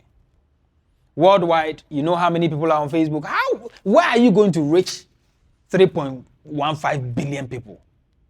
Your small shop in Santase, there's no way that's going to work. Your business must be online. Even if you are importing a generator, advertise it. Push it online. Okay. I've got too many frameworks. You know, how long do we have? I can see somebody in the studio saying, Charlie, take a picture of my framework. Okay. All right. Cool. Let's do this. Now, sales framework. The number one is visibility. You need to be everywhere. Visibility, also known as attention, is the currency today. It's free. You can either pay for it or you can use organic. So you need to make sure your business is visible. It is the reason why people are building personal brands. So Elon Musk is huge. As a matter of fact, the value you place on Elon Musk is bigger than his businesses combined because he is the brand behind the business. So people are building brands outside of the businesses that they have. I tell you what, because you attract, today's world, if you even want investors, you attract the investors. People invest in you. So if you build a brand that people see online, the reason people invest in people like that is because they will not run away with the money. They're already visible online. They're on the internet. One thing, and he just put a camera to your face and say, Derrick ran away with my money. Everybody will go after Derrick. They know where he is. Build a brand online if you can. Visibility is free. If you tell me to advertise your product for you, I will charge you. But if you do it yourself, it's free. And plus, you learn skills while you're doing that. Just like you went to school to go and learn, how to become a surgeon, an engineer, and that. This whole online business game, the whole sales framework, everything is another thing you have to learn. And if you drop that to focus on something else, you're going to pay somebody else for it. The next one is trust. And that's something that, content does for you. Your business automatically, today's world, if you position yourself well, you win trust of people. The next is conversion. I think we spoke about conversion on the ad. In sales, in marketing, there's something called conversion ad, as I said, and display ads. You always want to be on the side of conversion ad. But just also to drop something in there, that if you're starting to do ads on Meta, you always want to start off with either traffic or awareness. Because if nobody knows your business, you don't want to just go straight to buy from me, especially if you're doing the business, the Facebook business ads. You want to do awareness, you want to do traffic so that people can start seeing you maybe for about 14 days. After that 14 days, you might get people that will buy from you. But once they've clicked on it, seen the site, trying to be aware, associated with the brand, then you create a conversion ad. Now, retention. Well, how do we keep retention? If you have a customer that makes a purchase from you and say the customer pays you $20. That $20 they paid you today, you deliver the service. You need to make sure you keep the customer's phone number keep them in a group or a community, send them free offers. What are you doing? You're building what we call retention. If the ad you did cost you, let's say $10 to get this customer, they paid you 20. Your gross profit is 10. Now, the next time, if you're able to keep retention, it's free next time. You didn't have to pay $10 to get them. This time, it's free. It's the reason why the database you keep of your customers is so important. But it's not just keeping them, you must engage them. I send messages twice a week in email to all my fans who are on my email list. Why do you think I do that? I need to engage them to let them know that I'm still here. I'm still around. And if I have an offer, I'm coming for them. So retention is key, but you need to have a system for retention. If you don't have a system for retention, imagine somebody buys from you, pay 20 today, they don't hear from you, nothing. The next 6 months you come back, I have something. You are treating them as, they are not a customer anymore.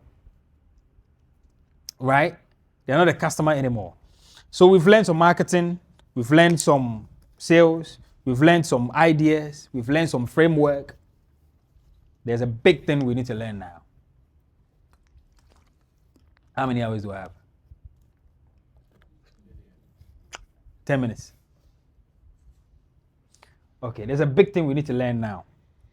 It's called a business scaling. Scaling essentially means that applying systems to make more money from the business. Either you want to expand into a new area, you want to operationalize the business, systemize the business so that they can continue to make a lot more money than it was. You need to grow beyond yourself. So in scaling, there's something I always say that you want to work smart, not harder. So now we are not at the cash flow stage anymore. We're at the business stage and we're trying to scale. So we need to be smarter. Now you don't need to do the work. You need to put systems in place to make the work happen. This is where you need to understand, as a business owner, what's your margin per product? Margin essentially means, what are you going to keep for yourself when the sale has been made? If you understand all of these, it makes it easier for you to now scale the business, because there are many people who have tabletop businesses. They're trading very well, but they don't even understand how much they make. People don't have management accounts. They don't do these things, right? So they're just running the business. Money is coming into the bank, and that's it. For me, that's a bit of a struggle, because again, I never think of business as a game plan for today. I always think of a business as, when I'm 70 years, can this business still survive and feed me? Or when there's an emergency, can this business still survive and feed me? And this is where scaling comes in. This is where understanding everything you have been doing as an entrepreneur and putting that on a pen and paper so people can follow that system and replicate what you did. How much does it cost you to acquire one customer? Well, maybe at this point, you may not even be spending anything to acquire a customer. You may just have an email list or a customer number list, and you just keep messaging them and keep selling to the same group of people. You should also understand that cash flow, it is not the same as profit, right? Money coming in and going out is not the same as profit. I think my senior man spoke about that already. This understanding people need to have. Are you actually making money from the business, or it's just the money is coming and going? So, there are some people, if you give them 2,000 cedis or chale, may compare to maybe na mato maybe kakra. Do you know why? They don't want to lose that 2,000 cedis. So they buy stock, they sell, they chop. They sell, they chop. It's not a business. You are not even a trader. You are doing savings in stock. Okay, I'm going to give you another framework.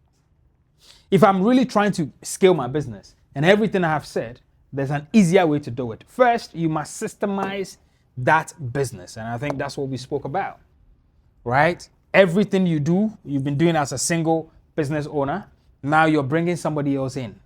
It's the people abroad. If you've tasted McDonald's before, when you taste McDonald's in London, you taste McDonald's in Paris, McDonald's in Malta, they all taste the same. How do you think they were able to do that? It came from the concept of scaling, systemize. There's an exact method that you can follow to create the same fries you get in Paris as the same fries you get in New York. This is what systems mean. I was asking myself this question. Why, how come? And maybe some of you can help me answer the question. How come churches are able to go global, but Ghanaian businesses can't go global? And I spoke to a few pastors about it. So we had a phone call with one of my pastor friends, Pastor Eric. And he came up with a few concepts and a few things he said. That, for example, you take the lighthouse model, where the pastors are setting up the churches and a percentage is coming back to the main church. So there's a system of the main church that is being followed, right? And they are replicating the same system. So even the church has a method to systemize their operations. But there are a lot of Ghanaian businesses, they are just surviving. So that's the reason why when they die, the business is gone. It's done. All right, the next thing is Delegate. This was so difficult for me to do in the beginning. But eventually I had to walk away. I walked away from my business 6 years ago in the UK and I left it for Eddie. Eventually I had to do that. And he's doing that fantastic. I don't need to intervene. He is able to run the business at the end of the month. Just give me my paycheck. I'm done. Can you delegate aspects of the business you do for somebody else? Yep, you talk about trust, you talk about issues, but it works. If you delegate, you can have more time for family and friends. For me, one of my motivation doing business is freedom of time. It's not financial freedom is just there, but freedom of time is heavy for me. I want to be able to go to the Bahamas when I want, without having to struggle to come and change the bulb, or it's long for me. The next one is to automate. Automate. IT, technology. Technology will help you automate a lot of the things. Technology. Tech. So my older people who don't understand tech and struggle with it, find younger people who understand it and open up your mind, so that they can help you automate some of the systems. All right. And then the last thing is that once you've done all these three, is to optimize the same thing that you're doing. Just keep optimizing that. You learning, you keep improving. If something has happened, you just change it. But there's one thing that helps a lot of businesses scale. It's called SOPs, and that comes under systemizing. To be able to systemize, you need a standard operating procedure. Somebody might think, well, what is that? A standard operating procedure is how I have been running my business. If it is a phone call, a strategy to make a phone call, how do I do it? I write it down. Okay, I pick up the phone and I say, hi, miss. My name is Derrick and I'm calling from Connected House and I'm trying to do this. I'm trying to sell you this product. Write it down. Simple. And then you call the next person in your team and say, look, this is how I do it. Can you follow the exact same thing? Do it. Let me see. You sit there. They do it.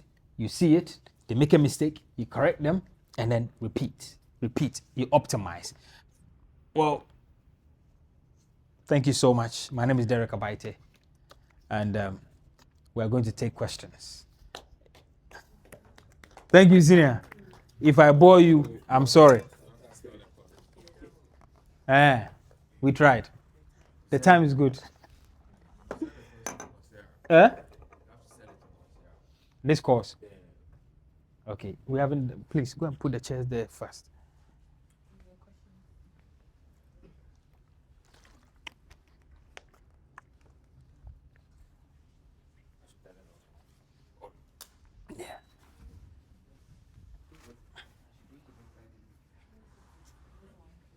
Oh. What's better now? Oh, Senior. Oh, sorry. Senior. Fantastic. Thank you, sir. Sharp.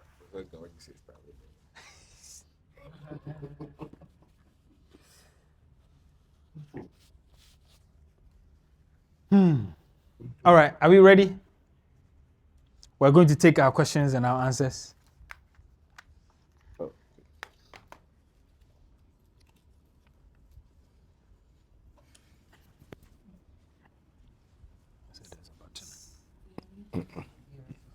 Oh, is it muted? Okay, yeah, bro. Yes, Means you know it.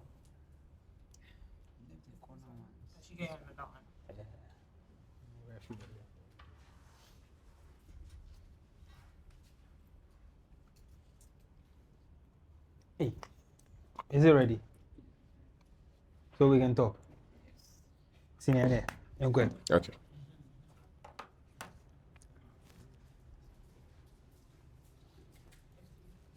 Oh, wait, let me go. Yeah.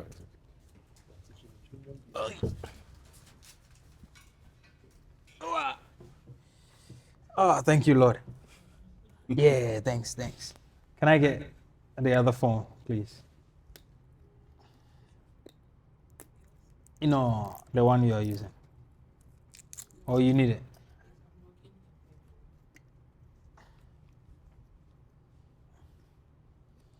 Okay, guys. Can we? Senior, you want water? Oh, maybe okay. Sometimes I lose my voice, so.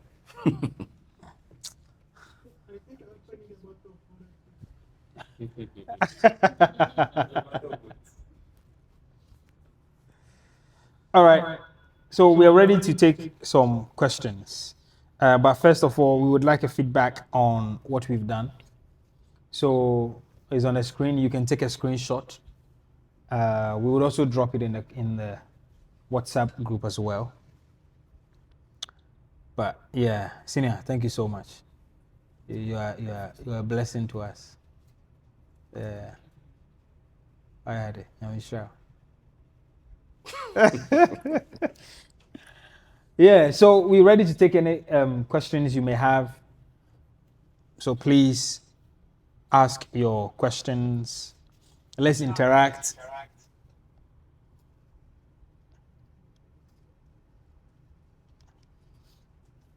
All right. Thanks so much for the presentation. Again, my name is Clement Aban Otsifaba. But I think I'm yet to introduce the pieces that I wanted to learn or what I was expecting to hear for discussion. Actually, like I said earlier, my girlfriend thinks I'm being devil with my business strategy and stuff. And she doesn't know how to present it, so she just recommended I be here to learn for it, to gain some restructuring from you. So, initially, I used to design business plans and I sell them out.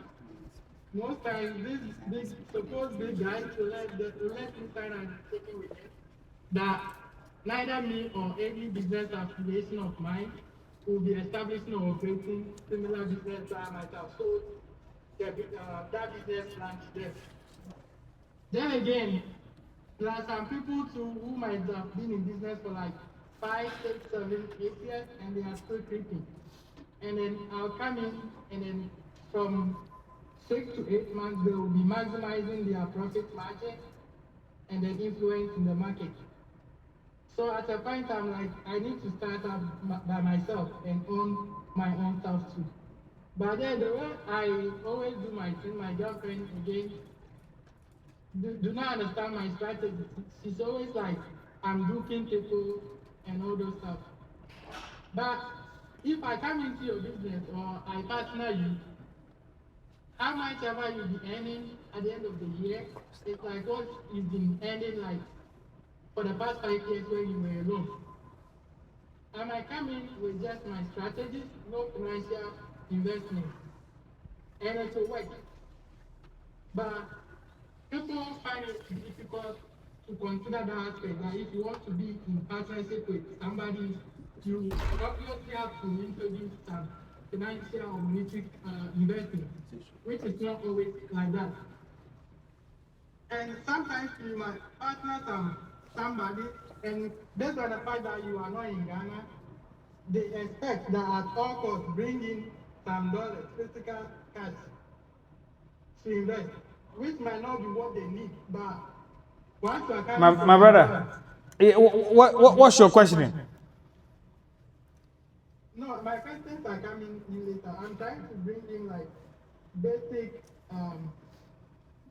limiting factors or considerations that we need to pay attention to. Okay, my question now is, I find it difficult to have loyalty in business. Sometimes you might not have much time to handle certain things, and having somebody to be there in your absence, the loyalty that you might expect from that person might be hard to find. So if you guide me on how to get those loyalties, like to know whom to trust as a personal assistant, as an assistant or something, you cannot just go in for qualification. Senior. So I need assistance. Yeah. No, thank you so much. This one, it sounds like a clear question for my legend. Are you sure? Yeah. But I'm not sure he's somebody who trusts easily. Are you somebody who trusts? Yeah, I easily trust, but then people always disappoint me. Okay, so what do you look out for when you want to trust somebody? Honestly, I just give him the benefit of that. So you don't look out for anything? No. Okay, so with all the letdowns, have you not picked any lessons? I initially thought this sense of discernment, like the feeling that when somebody is in front of you and No. If there's somebody on mute, the other person. Okay. But I don't actually look out for any specific stuff. Wow. Okay. Guys, if you please, can you mute yourself if you are not speaking? Otherwise, it will be difficult for us to hear the person who is asking the question. Thank you. Okay. So if I understand him, trust is built, it's earned, it's not given. So with all the betrayers, I'm sure you should pick some 1 or 2 lessons. You can't just say that I just open my door, go to my bank account and take whatever you want without having some facts or checks. And so business transactions, money, most everybody has some kind of story of people who have let them down. But over time you grow. So I would expect that you there are some people who have worked with you who have proven themselves to be a little bit okay. I think those who give you initial evidence that they're okay, you build on that, and what are the things that will make them okay? What do they stand for?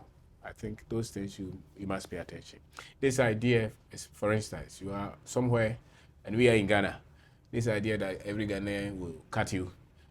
There are some people I'm sure who have done some project for you that held themselves up in dignity. Continue with those people. And those who, brutally let you down, you can't give them a lot until they prove themselves again. So I hope it makes sense to you. Yeah. It's a difficult one, isn't it? It's a difficult one. Can we have the next one, please?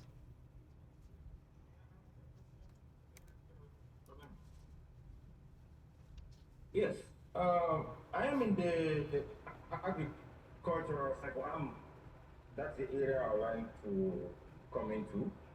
And my research, talking to people on the ground, because I was in Ghana February, I saw Mr. Kwabena speak at his fantastic office.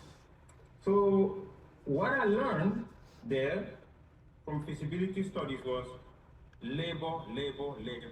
That's all I heard. That nobody wants to work in agriculture, especially younger people. They want to do something different other than agriculture. So that got me thinking. Mr. Kwabena knows I have been preparing him with a lot of questions about it. so my question, I have 3 questions, but let me start with the first one. So from both of you, you're very experienced in this area. I believe I can transfer the same skills. How did you hire your very first employee?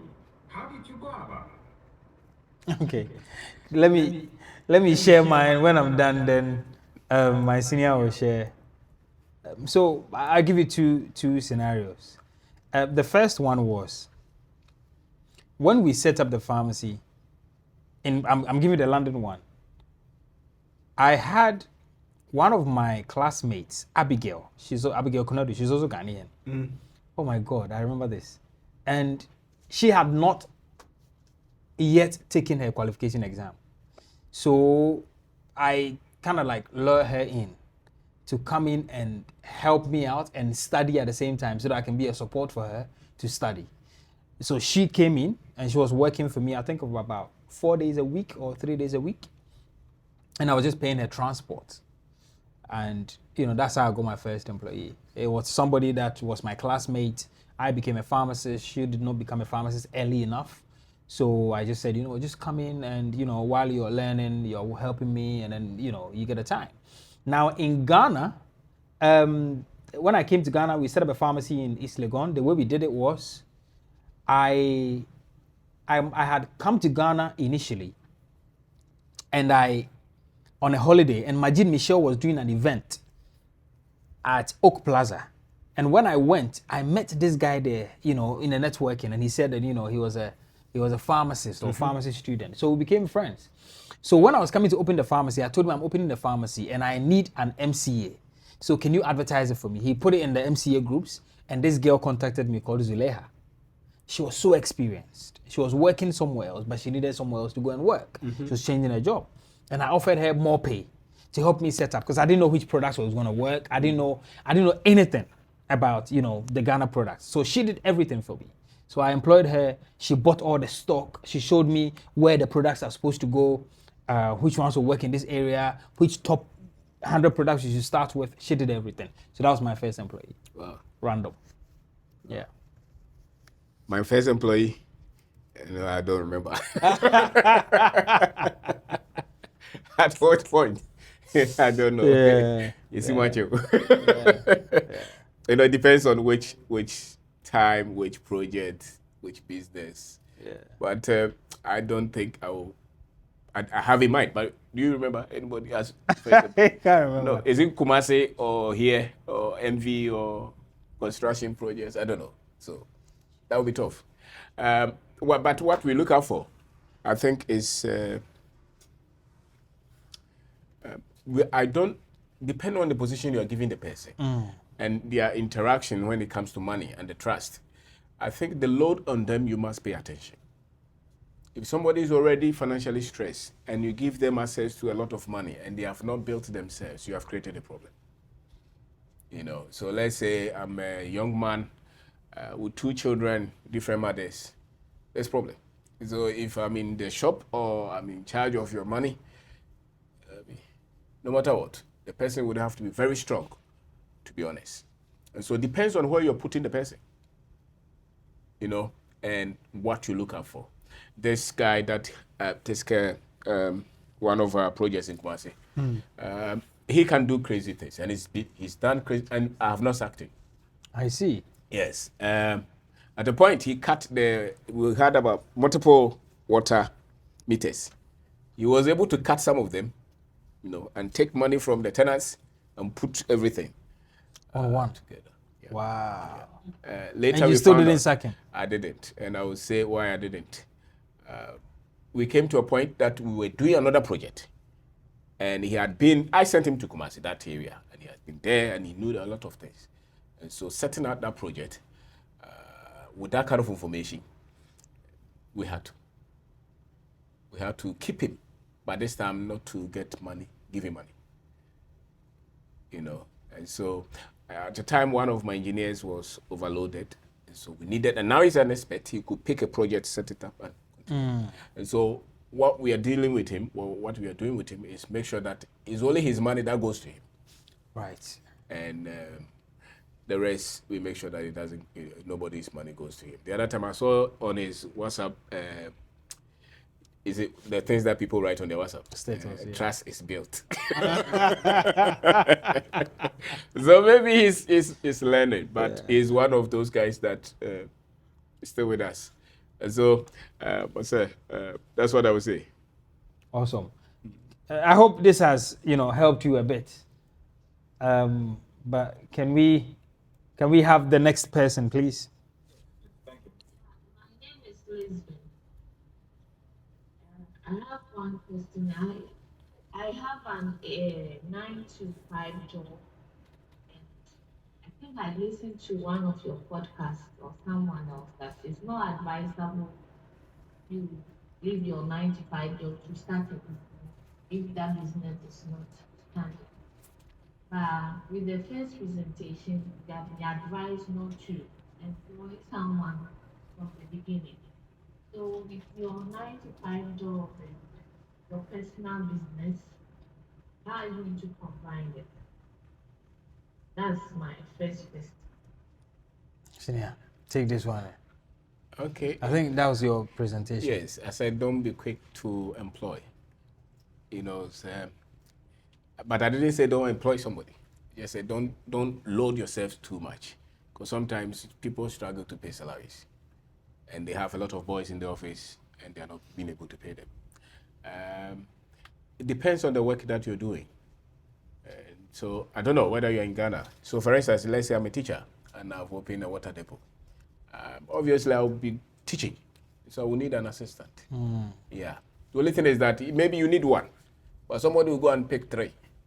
And the business itself may not be able to pay the other 2. And you'll be paying them from your salary. I think that stresses you. So the essence is that whatever you can do to make sure that you are not financially burdened from the beginning, you have to put yourself in that position. But that will not mean that you will not need somebody to give you support if you so need it. But awesome. Business, if you start and you don't have proper understanding of what is happening, and it's in the hands of the girls and the boys, you have no grip. So let's say you have never been there the whole day. How do you know your best sales days? You know, so one way or the other, there should be a way that you understand that this business, maybe on Tuesdays is able to sell this, Thursdays is able to sell this, so that at least when they are not being truthful, you can find out what is happening, you know. So you really have to know the business, whether you have job or you don't have job. Yeah. Can we have the next person, please? Yeah, I have 2 questions, and I would like to thank you for your presentations, brilliant ones. How do you structure partnerships, especially when one person is contributing financially? And then when you get to a point where you need more hands in terms of management teams, but they are not involved in the partnership, you also don't have the financials to pay them. What other ways can you get these people on board without committing to pay so much if the business cannot sustain that? Thank you. Okay. Yeah. All right. So I had I have experience in this. So myself and Eddie, we both somehow contributed financially, but this is how we did it. Initially, I was in the business doing all the startup work. So I built all the SOPs, make applications to regulators. I'm talking ICU, everything. I essentially built the business in terms of the core systems that we needed to be able to do everything. Now, there came a time when, we needed to really structure our positions in the business. And we realized that I was not earning enough money. So he needed to go and work. And luckily, he was working in a hospital. So he earned £4,000 and he'll pay me $2,000 while I stay in the business. We did that for about 3 years of the life of the business while I was doing the startup. And then he'll pay me, and then I'm still staying. I was only just using that money to pay my bills and get extra £500 to chill. Then came the time when he said, you know what, I think you should take 60% of the business. And I said, no. And what you have done is very good for me. So let's keep it 50-50. This is always going to be my method, right? The people that brought in finances to the business, we gave them, I think at the time it was 10% each. Because the plan is that nobody is going to own 60% of our business. If anybody owns 51% of your business, they own the business. And especially if they have voting rights of the business, then they can vote you out of the business. It's the reason why there's a businessman in this country that takes 60% of people's businesses and is able to nominate a CEO of that business. Because essentially, if somebody owns more than, it's like elections, yo. You win with 50, 51, 50 plus 1. So 50, if once you go past that mark, if I had taken 60% of the business, damn man, Eddie would not have a say, because then that means that I have the controlling shares of that business. So I say that yes, sometimes somebody can bring in finances in the business that will change the course of the business. But the truth is that, and this is me on this call, but if you meet me on the table and I'm trying to invest in your business, it's going to be a different conversation. But I'm telling you this, that it should be that organize yourself so that you don't give 60% of your business away, because if you do, you are in trouble. I sat here with these guys that owns a company called Favory, and I love their business idea. And I was questioning them on investment, and they tell me that there's a guy who has been their content strategist, and the guy has been so instrumental in that business, so they gave him 10% of the business, purely because they wanted to keep his interest in the business high, because they didn't have money to pay him, and the only way they could do that is to give him shares, so that if the business does well, they can pay him dividends. So there are several ways you can do it. If all I'm saying is that, look, for the life of the business and for the question you're asking me, you sound very educated. I want to say that you always want to leave room for bigger money, right? You don't want a problem where you've given out so many shares away and now somebody is coming in with $10 million and you don't have any share to offload. So always keep some of the business so that when the big money comes, because any investor coming into the business, they will ask you, is there more shares to dilute? And if somebody says, actually, I can't dilute my shares, then you can't take that big money. So that's something you can keep in your pocket. You're welcome. Right. Hey, next one. All right, let's go. Sorry, I can't hear you. Start again. Yeah, how do I get in touch with you? We senior man Obeng Darko. You. Me? Okay. Yeah. So just send a message in a group. Salient will organize it. Yeah. Awesome. Hi. Good evening. Good evening. My name is Gabriel. I'm a student of UC, and Mr. Obeng Darko, I'm getting. You are a student of Obeng Darko University? No, the UCC, University of Cape Coast. Okay. I'm just saying. And right now, I started something small on campus. And I'm doing a delivery service. I'm running a delivery service. And I want to figure out the thing I should focus on, the necessary skills I should focus on, and the right person. I want the right person to guide me on my path I choose, because I'm confused. I don't know what to do. That's my question. See, this one is for you. Why are you confused? Confused about what? I don't know, because we're on campus and most of my friends don't want to be with me because of the path I've choose.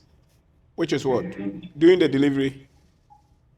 Yes, look at as an entrepreneur, I don't want to work with me. Yeah. Wow. Because the students focus on learning aspect. Yeah. Don't focus on that. And also left with me alone, really hard for me. Oh, you can have friends outside them. Especially, some of them, their parents are taking care of them. They come with cars, they don't work, with nothing.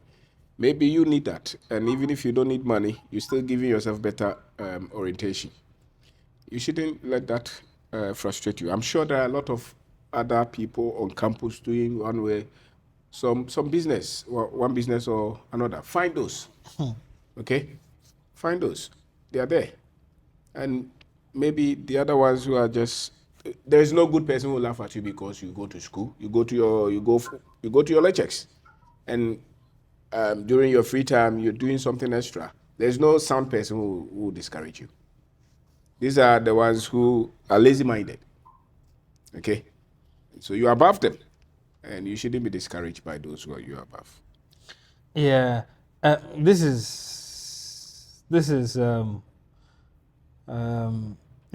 look, take this number 050 407 5802. You know, this guy, his name is Kobe. And Kobe owns a company called Favory. The same boys I was speaking about. And they started their business on campus. That's right. And today they are turning over 2.9 million cedis a year on campus. So I want you to contact him and tell him that I gave the number to you, that he should help you and support you through your journey. That's right. Yeah. Yeah. Please, sorry, my network was bad, so I didn't hear what. All right, just type in the group for me. 050. You have his number. Huh? Yes. Just give it to him. Let him type in the group.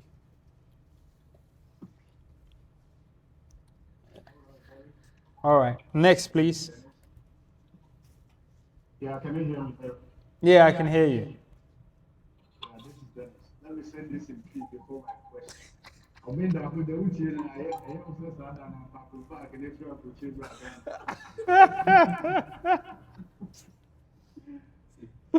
congratulations. Derrick, this question is straight to you before Obeng Darko. How do you see the pharmacy industry in Ghana? Because I've been in that field for the past since 2012. Retail is absolute bollocks.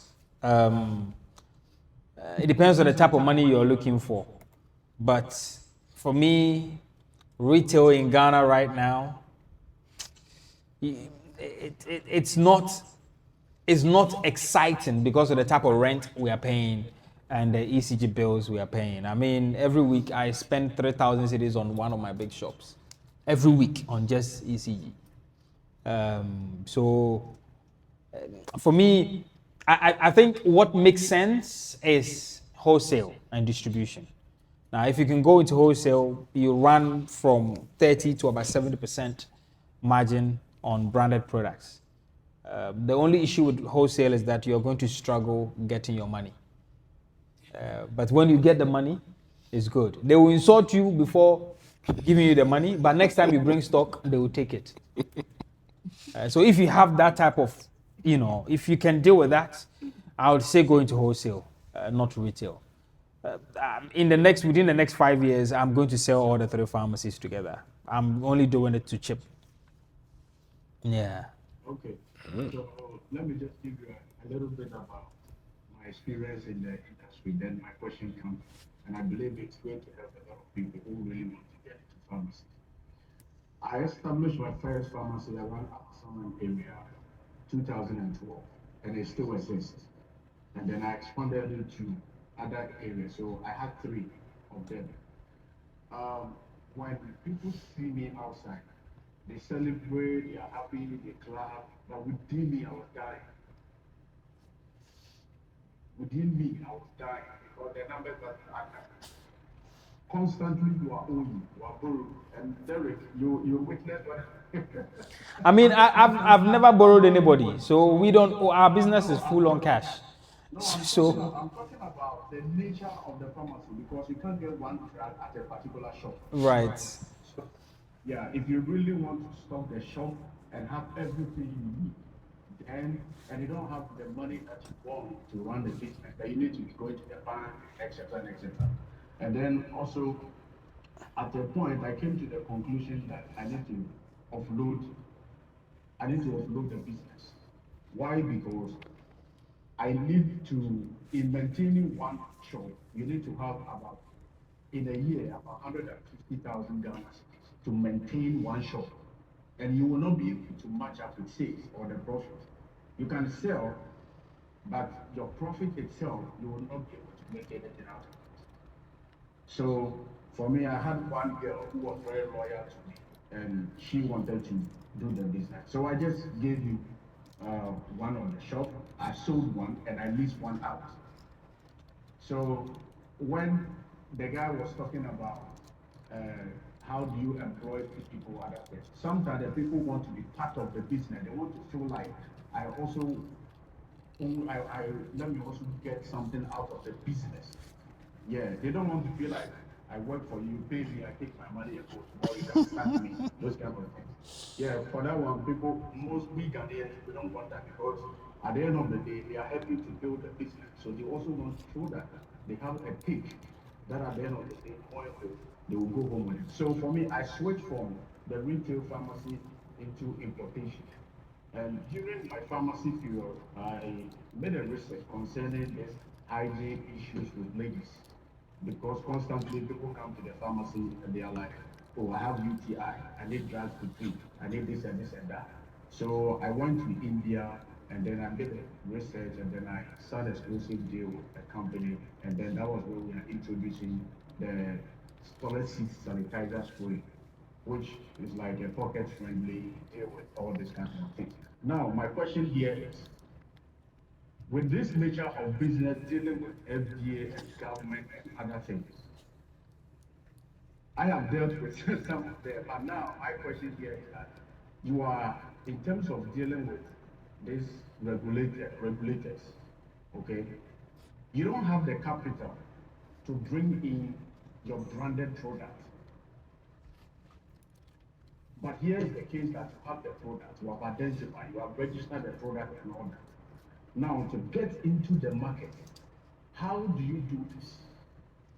To get into the market, how do you get your branded product into the market, even when you don't have what the money that you need to get the product into the market? I'm directing this question to you, Derrick, specifically because you're on that field. Yeah. Hold on. How do you get your branded product onto the market when you don't have the money?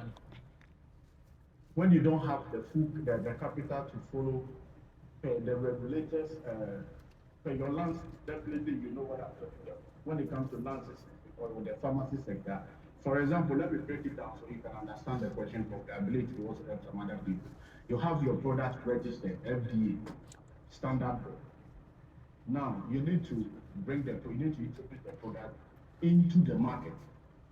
Here is after the Soabe and any other thing. Here is the case. You don't have the full capacity to bring the product. And now, what should you do? Do you need to go for someone partnership and all this kind of thing? Oh, okay. I'll try that and they take even the little product that I have and then that's it. No. Hold on 1 second. Lower this thing a bit. Okay, so there are two ways I will do it. And, I have a product coming out very soon, and this is how I'm doing it. Sometimes you can do all the market research, identify that this product is going to work. But the truth is that, the market can show you shaggy. So the trick is simple. Instead of bringing a container load, bring samples of the product. After you've registered it, just bring samples of the product. Get a bunch of... Now, this is the trick. If the product has a category of over-the-counter where it can easily be advertised, or supplement where it can easily be advertised, it's an easy product to push. If it's a prescription or pharmacy product, then it's restricted. But I'm hoping the product you have, because the one I'm bringing on the market is over-the-counter, so anybody can use it. It's a regular supplement. So we can advertise it anywhere. So get the FDA to approve the ad, and then just get a set of content creators. One content creator can take, some cool 5,000 CDs. Get somebody within that niche to push the samples you brought to see whether there's interest in it. If there's interest in it, now you have data that the product is selling. And then the next step would be to go to somebody, show them that data that the product is working, people are buying it, and take investment, either equity or loan from someone. So you can go to someone and show them that the people are buying the product. This is the profit margin. This is how much you can make out of it. Well, somebody gives you 200,000 cedis to clear your container, then pay them an X amount. Or either you take it as a loan or as equity. To be honest, if you're trying to do it all yourself, you might struggle. Sometimes business doesn't work like that. Once you've tested, people want the product. If somebody has the money, there are people with money sitting at home. They don't know what to do with it. Put them on the product, put them on the deal, and then give them a percentage. I'm sure there are people on this call who can lend you 5,000 to 10,000. But once you are truthful, the product works, they can deal with you.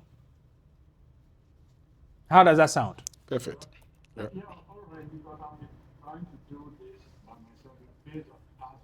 Okay, so let me tell you the honest truth. The supplement I have coming, I've identified 2 content creators. One of them is a Theodore. We already signed a deal on that.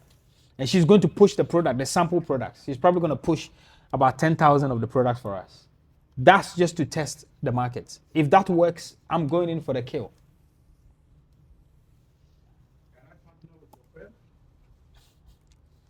Can you do what? Can you help him? With what, my what? With you. Yeah. Let's talk. Charlie, drop the details in there. Let me look at the product. If it works, why not? Simple. You're welcome, bro. Can we have the next one, please? Senior, you're not feeling well. No, I'm okay. Where is your? Hello, good evening. That's a what, brother. No. Hello. Yeah, good evening.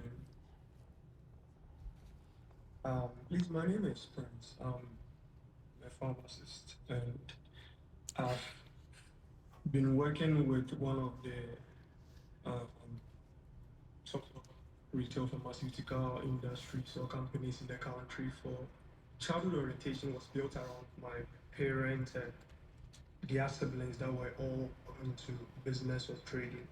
So growing up, I used to see them every day. They go come back home with money. So it made me develop interest in doing business. Because from primary school up to GHS and tertiary, I would also, whenever I was from school. So after school, when I finished pharmacy, I decided to stay in the community pharmacy, which is the retail business, and I've been doing that for 4 years. Now, due to my orientation or my understanding, or let's say knowledge I've gained in customer service and dealing with people, especially growing around my parents and taking things from them, I joined this company, and in a space of about a year, I was able to, as a branch manager and a pharmacist of that branch, I was able to push the sales from 900,000 to over 1 million cedis. That was for one branch. And then the second branch I'm managing now, I'm making close to 2 million Ghana cedis in sales every single month. I have my statistics that I can share with anyone that will be interested.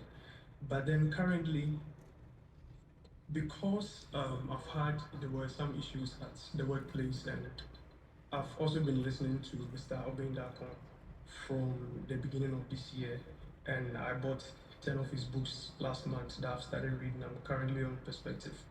So I also have a car that anytime I go to work, I park the car. So about last month, I watched one of his videos that he's been doing on Max TV. And after the video, I asked myself, why don't I use my car as an Uber after work to see how much I can make from that end too. So I started doing that, especially on weekends, because weekdays are really tight for me. So on weekends, I'll be doing the Uber ad. And like I said earlier, currently my workplace, there's been some issues internally, and I've made a decision to resign and pursue entrepreneurship full time. So with what my brother Dennis is talking about, maybe we can get in touch and talk about the products that you want to bring on the market, and I will also see how I can help from there, because I'm a really good salesperson, and I know how to sell, talk to people, customers, and I'm really good at that. So That's maybe it. we can That's just it. we'll see what we can do together. Okay, you can send me a message and then we'll connect. Stay connected. Okay. All right. Can we have the next person, Derrick, please? I can see you are so happy. You are smiling at me. I'm happy for you, man. I'm happy for you. Thank you. Yeah. Right. Can we have the next person, please? Yeah, so I have a question. So my first question is, if you could restart your business journey today all over again, what would you do differently? And my second question Sorry, is, can I take the first one first? That sounds like Okay, a wait. podcast question. Let me. If I was to start my business again, what would I do differently? You know what the answer, the truth is? I wouldn't change a thing. I've had such a phenomenal journey.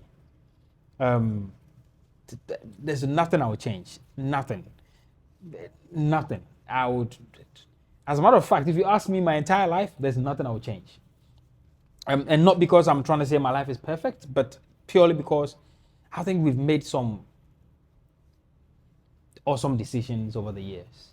Coming out of university with no money to start a business, creating a business plan, and then getting 3 people who believe in a dream and supporting it. That's such a powerful success story, right? And then a bank giving you a loan to go and get married, but you divert the funds into starting a business. A business partner, there's nothing I can change about this. But what I would say is that, there's something that's always been with me. And a Christian would say the Holy Spirit. A man on the street would say the hunch.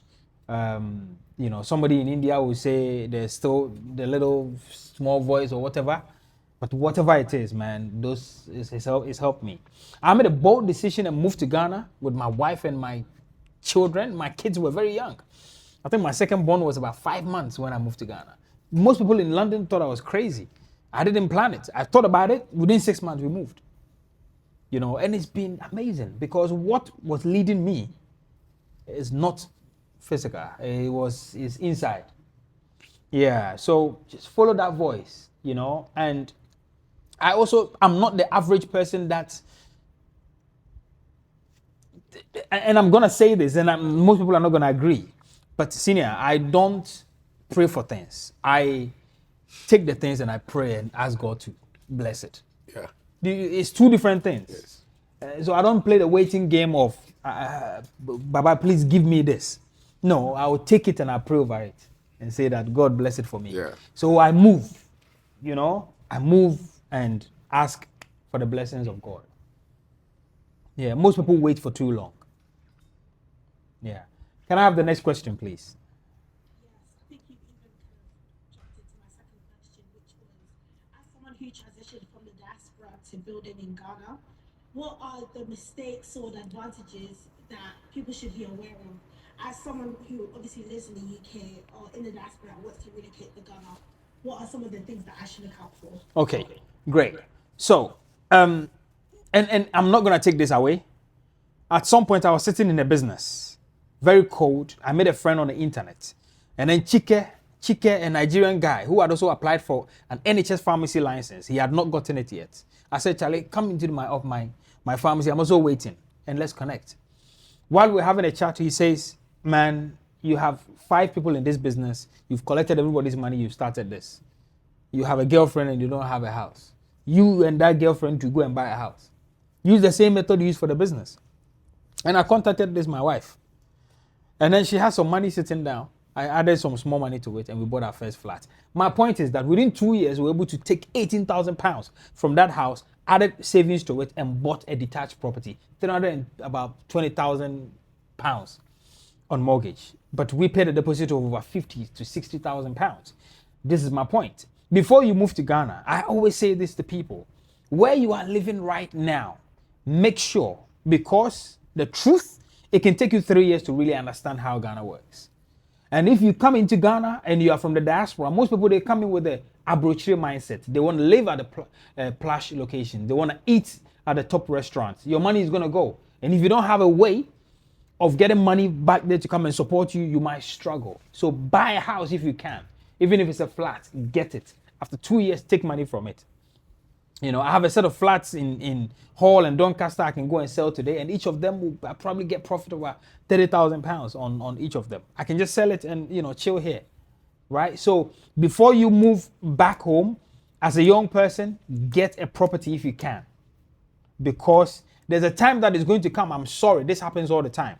I have 60-year-olds around me who are in Africa on pension. Every 6 months they go back to the UK. When you go and you don't have a house to stay in, where are you going to stay? They go back because they need to do health checks. They go back to their GP. Sometimes the GP can delay them for 3 months, 2 months, and they are still there. If your business has not worked, you are 60 years, you are back again, and you don't have a house, where are you going to stay? Now you're going to be begging friends, let me pledge. Think for the future.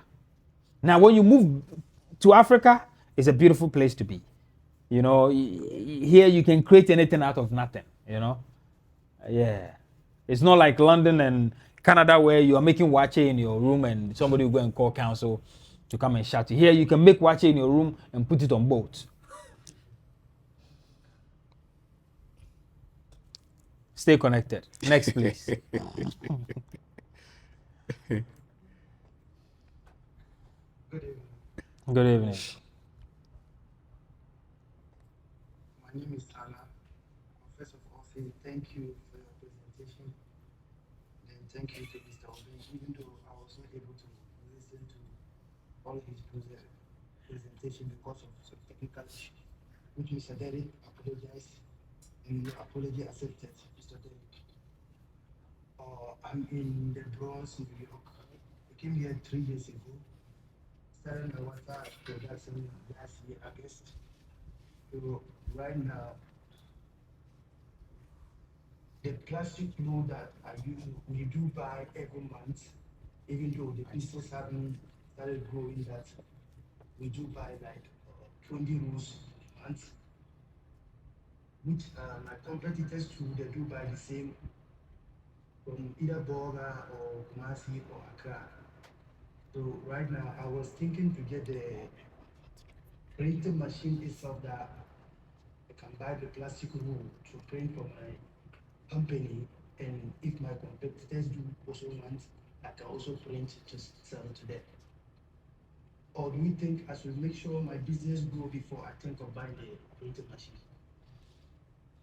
Senior, I think you should take this one. No, take it. I didn't get You didn't this. catch that. So I think what he's saying is that he has a water company, and he's trying to get the machine to print the roll that he used to fill up the water, so that he can also offer that service to some competitors. Should he do that, or he just focus on building that business and let's get to a certain stage before getting the roll? Am I right? Yes. If you have money and there is need for what that machine will do, and then as you cut for yourself, you cut for others. That's if you have money, and it will not affect how the first one is running. Then you can do that, because you still need it to cut. It seems to be in the same area. Yeah. And you're probably going to save cost as well. That's right. So if you have money, you can do that. Yeah. But if you're going to borrow and if you're in Ghana, then it's different. Yeah. Can we have the next person, please?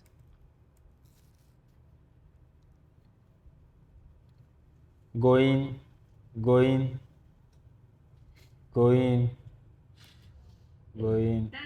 Hey. It's Elizabeth. Hi. Once again.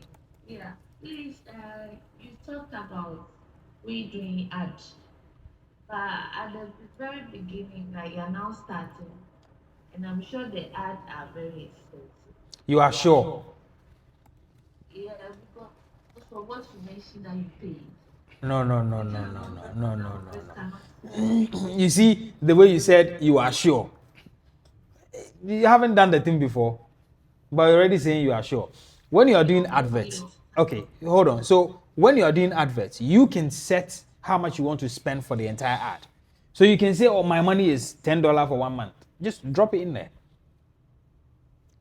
It will do it for you. It will just use the $10 for the whole month, and nothing else is going to happen. It's not going to take any extra money away from you. So you are not sure. Please check and then use the bare minimum you can afford. It will change your business. Trust me. Okay, just a follow-up. So the pay ad, am I to come to you or anyone at all can? No, what I'm trying to do here is that if you want to do paid ads, definitely what I've taught you today is not enough. Just go on YouTube right now and search how to do paid ads on Facebook. 1 hour video, your life will change. What about YouTube? It's the same. The same YouTube will teach you how to advertise on YouTube. Yeah. But YouTube ads it sucks a lot of money, yeah? Very expensive. My last question. I'm into bedding. Thank God the supplier who supplies me their products are good. So by the grace of God, I get repeat purchase and even recommendation. But my supplier is not reliable. And I want to get other source. I tried once, but at the end of the day, what I got, the quality is bad. Okay. So that, yeah. So you are looking for a new supplier?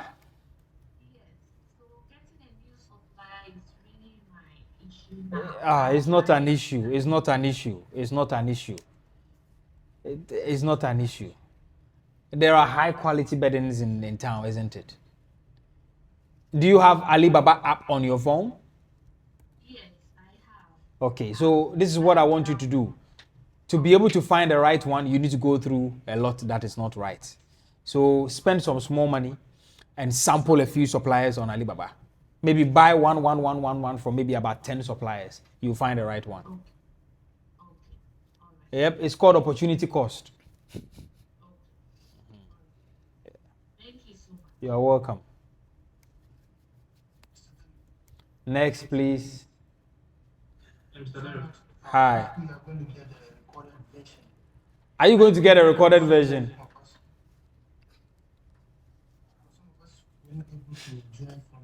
You're not able to join from the beginning.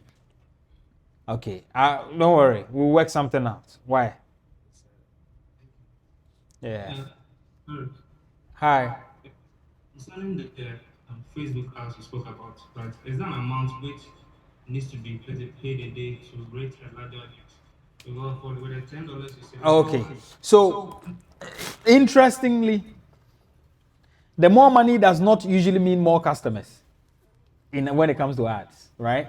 If your ad creative is not good, they will just take the money and keep showing it to people, but it's not going to convert. Which is why creating those 10 organic videos and finding that one that works and using that to run an ad will save you a lot of money, because already out of the 10, you will see which one works. And then you just take that creative and advertise that. It will bring your cost all the way down and give you more sales. In terms of how much you should put behind this one video, it's up to you. You know, how much is your product? So for example, in my telehealth business, there are some products I buy for £100 and I sell it for £300. That means that my margin is so huge, right? I have 200 to play with. I can afford to spend £100 to acquire one customer. But I don't even spend that much. But it's just the nature of that product.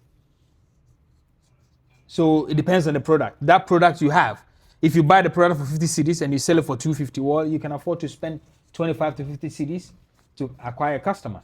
So think about it and then make the calculations that way.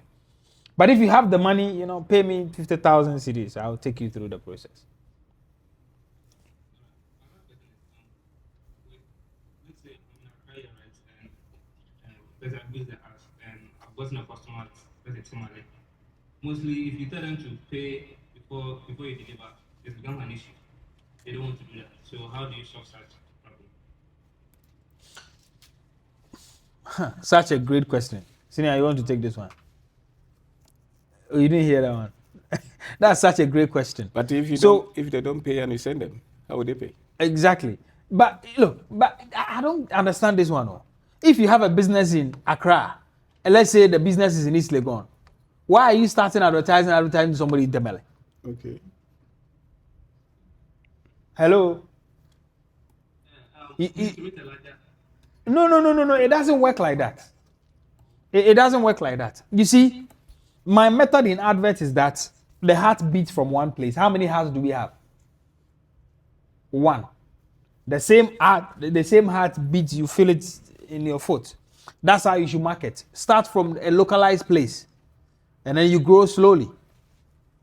Okay? Does it make sense? Your business is in Sakumono. When you start and you are picking the location of the ad, start with Sakumono. Start there. You get customers in that area. Unless it's, let's say your product is a luxury product, then you can pick, okay, maybe I want to advertise to people in Osu, Cantonments, East Legon, Jowulu, because it's still around. But you are starting all the whole Ghana. Osu. Difficult. Even in Nigeria, we only advertise in Lagos. We don't advertise in the whole of Nigeria. We just go for Lagos. South Africa, Johannesburg. My thinking is that if you are trying to build a community, you want to build it locally. So in Ghana, I usually advertise in Accra and Kumasi. Let it catch fire. No. After some time, then you open it. You add, you make it Greater Accra. You make, so that you build community locally. Yeah. Or maybe you can also get your resident friend and in that area and ship some of them to them, and then they can pick it directly from the individual. If they so don't trust that you bring the product, so that they can That's smart. Yeah. All right, guys. It looks like our time is far spent. Far spent. So I definitely believe that there's been a lot of value on this call. If we say we are done, don't beat me, because we spent a lot of time on this. What I will be able to do is that if you have any more questions, just drop it in the community, and I'll forward it to my senior man Obeng Darko. He'll reply, I'll forward it back to you, or but just drop it in the community, and let's take it from there. But the other thing is that, in as much as it's good to look for solutions, I also believe in building your own capacity to make intelligent decisions. And people should grow themselves to come to a stage where they make intelligent decisions. They should not be afraid of mistakes. And it's not always looking for the right template to follow so that you don't fall. Sometimes a lot of the strength that you need for environment is you sometimes going through some of these difficulties, so that you take the fear out and become the tiger that you are within. And this goes to the educated. Many times they want very predictable template, and they're scared of mistakes and errors and criticisms, and so they shoot down their own greatness. The woman asks you a question, would you do it again? If you like what you are now, then what would you change? What process you to be there? Because the product is just a product of the process that you've been through. And many of us would have to. There is no great person, there's no great achiever, there's no great business person, worthy person who is not tough. And so it's good you get the tools. They teach you 1, 2, 3 so that you can do the complex calculus. Nobody should do the complex ones for you. They teach you driving so that you can be on the road and meet the bakers and not be scared. So long as there's fear of loss and mistakes, you're still growing. And you should hasten those processes by doing them. This goes to the educated, the mama, dad, mama, papa, dada, papa, Montessori education that we've been giving. So that you toughen your skin. Because it's not simple that in Ghana. Right?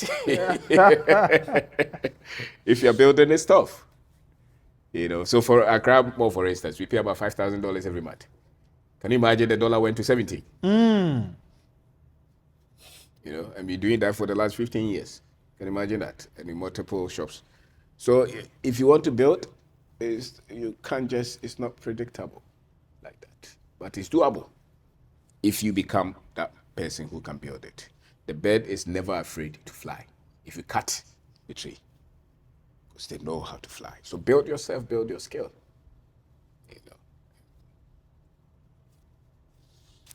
That was powerful. Yeah, that was powerful.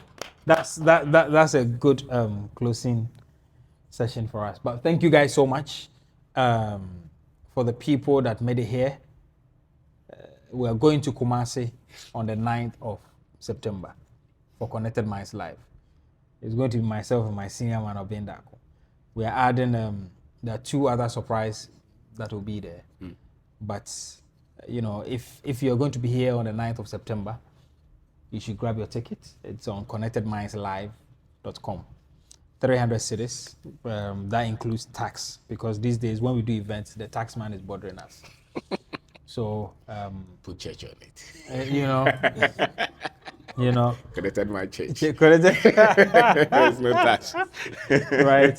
So I'd love to see you guys all there. Connectedmindslive.com. Grab a ticket. We are selling it really fast. And thank you. God bless all of you. And drop your questions in the community. We're out. Bye-bye.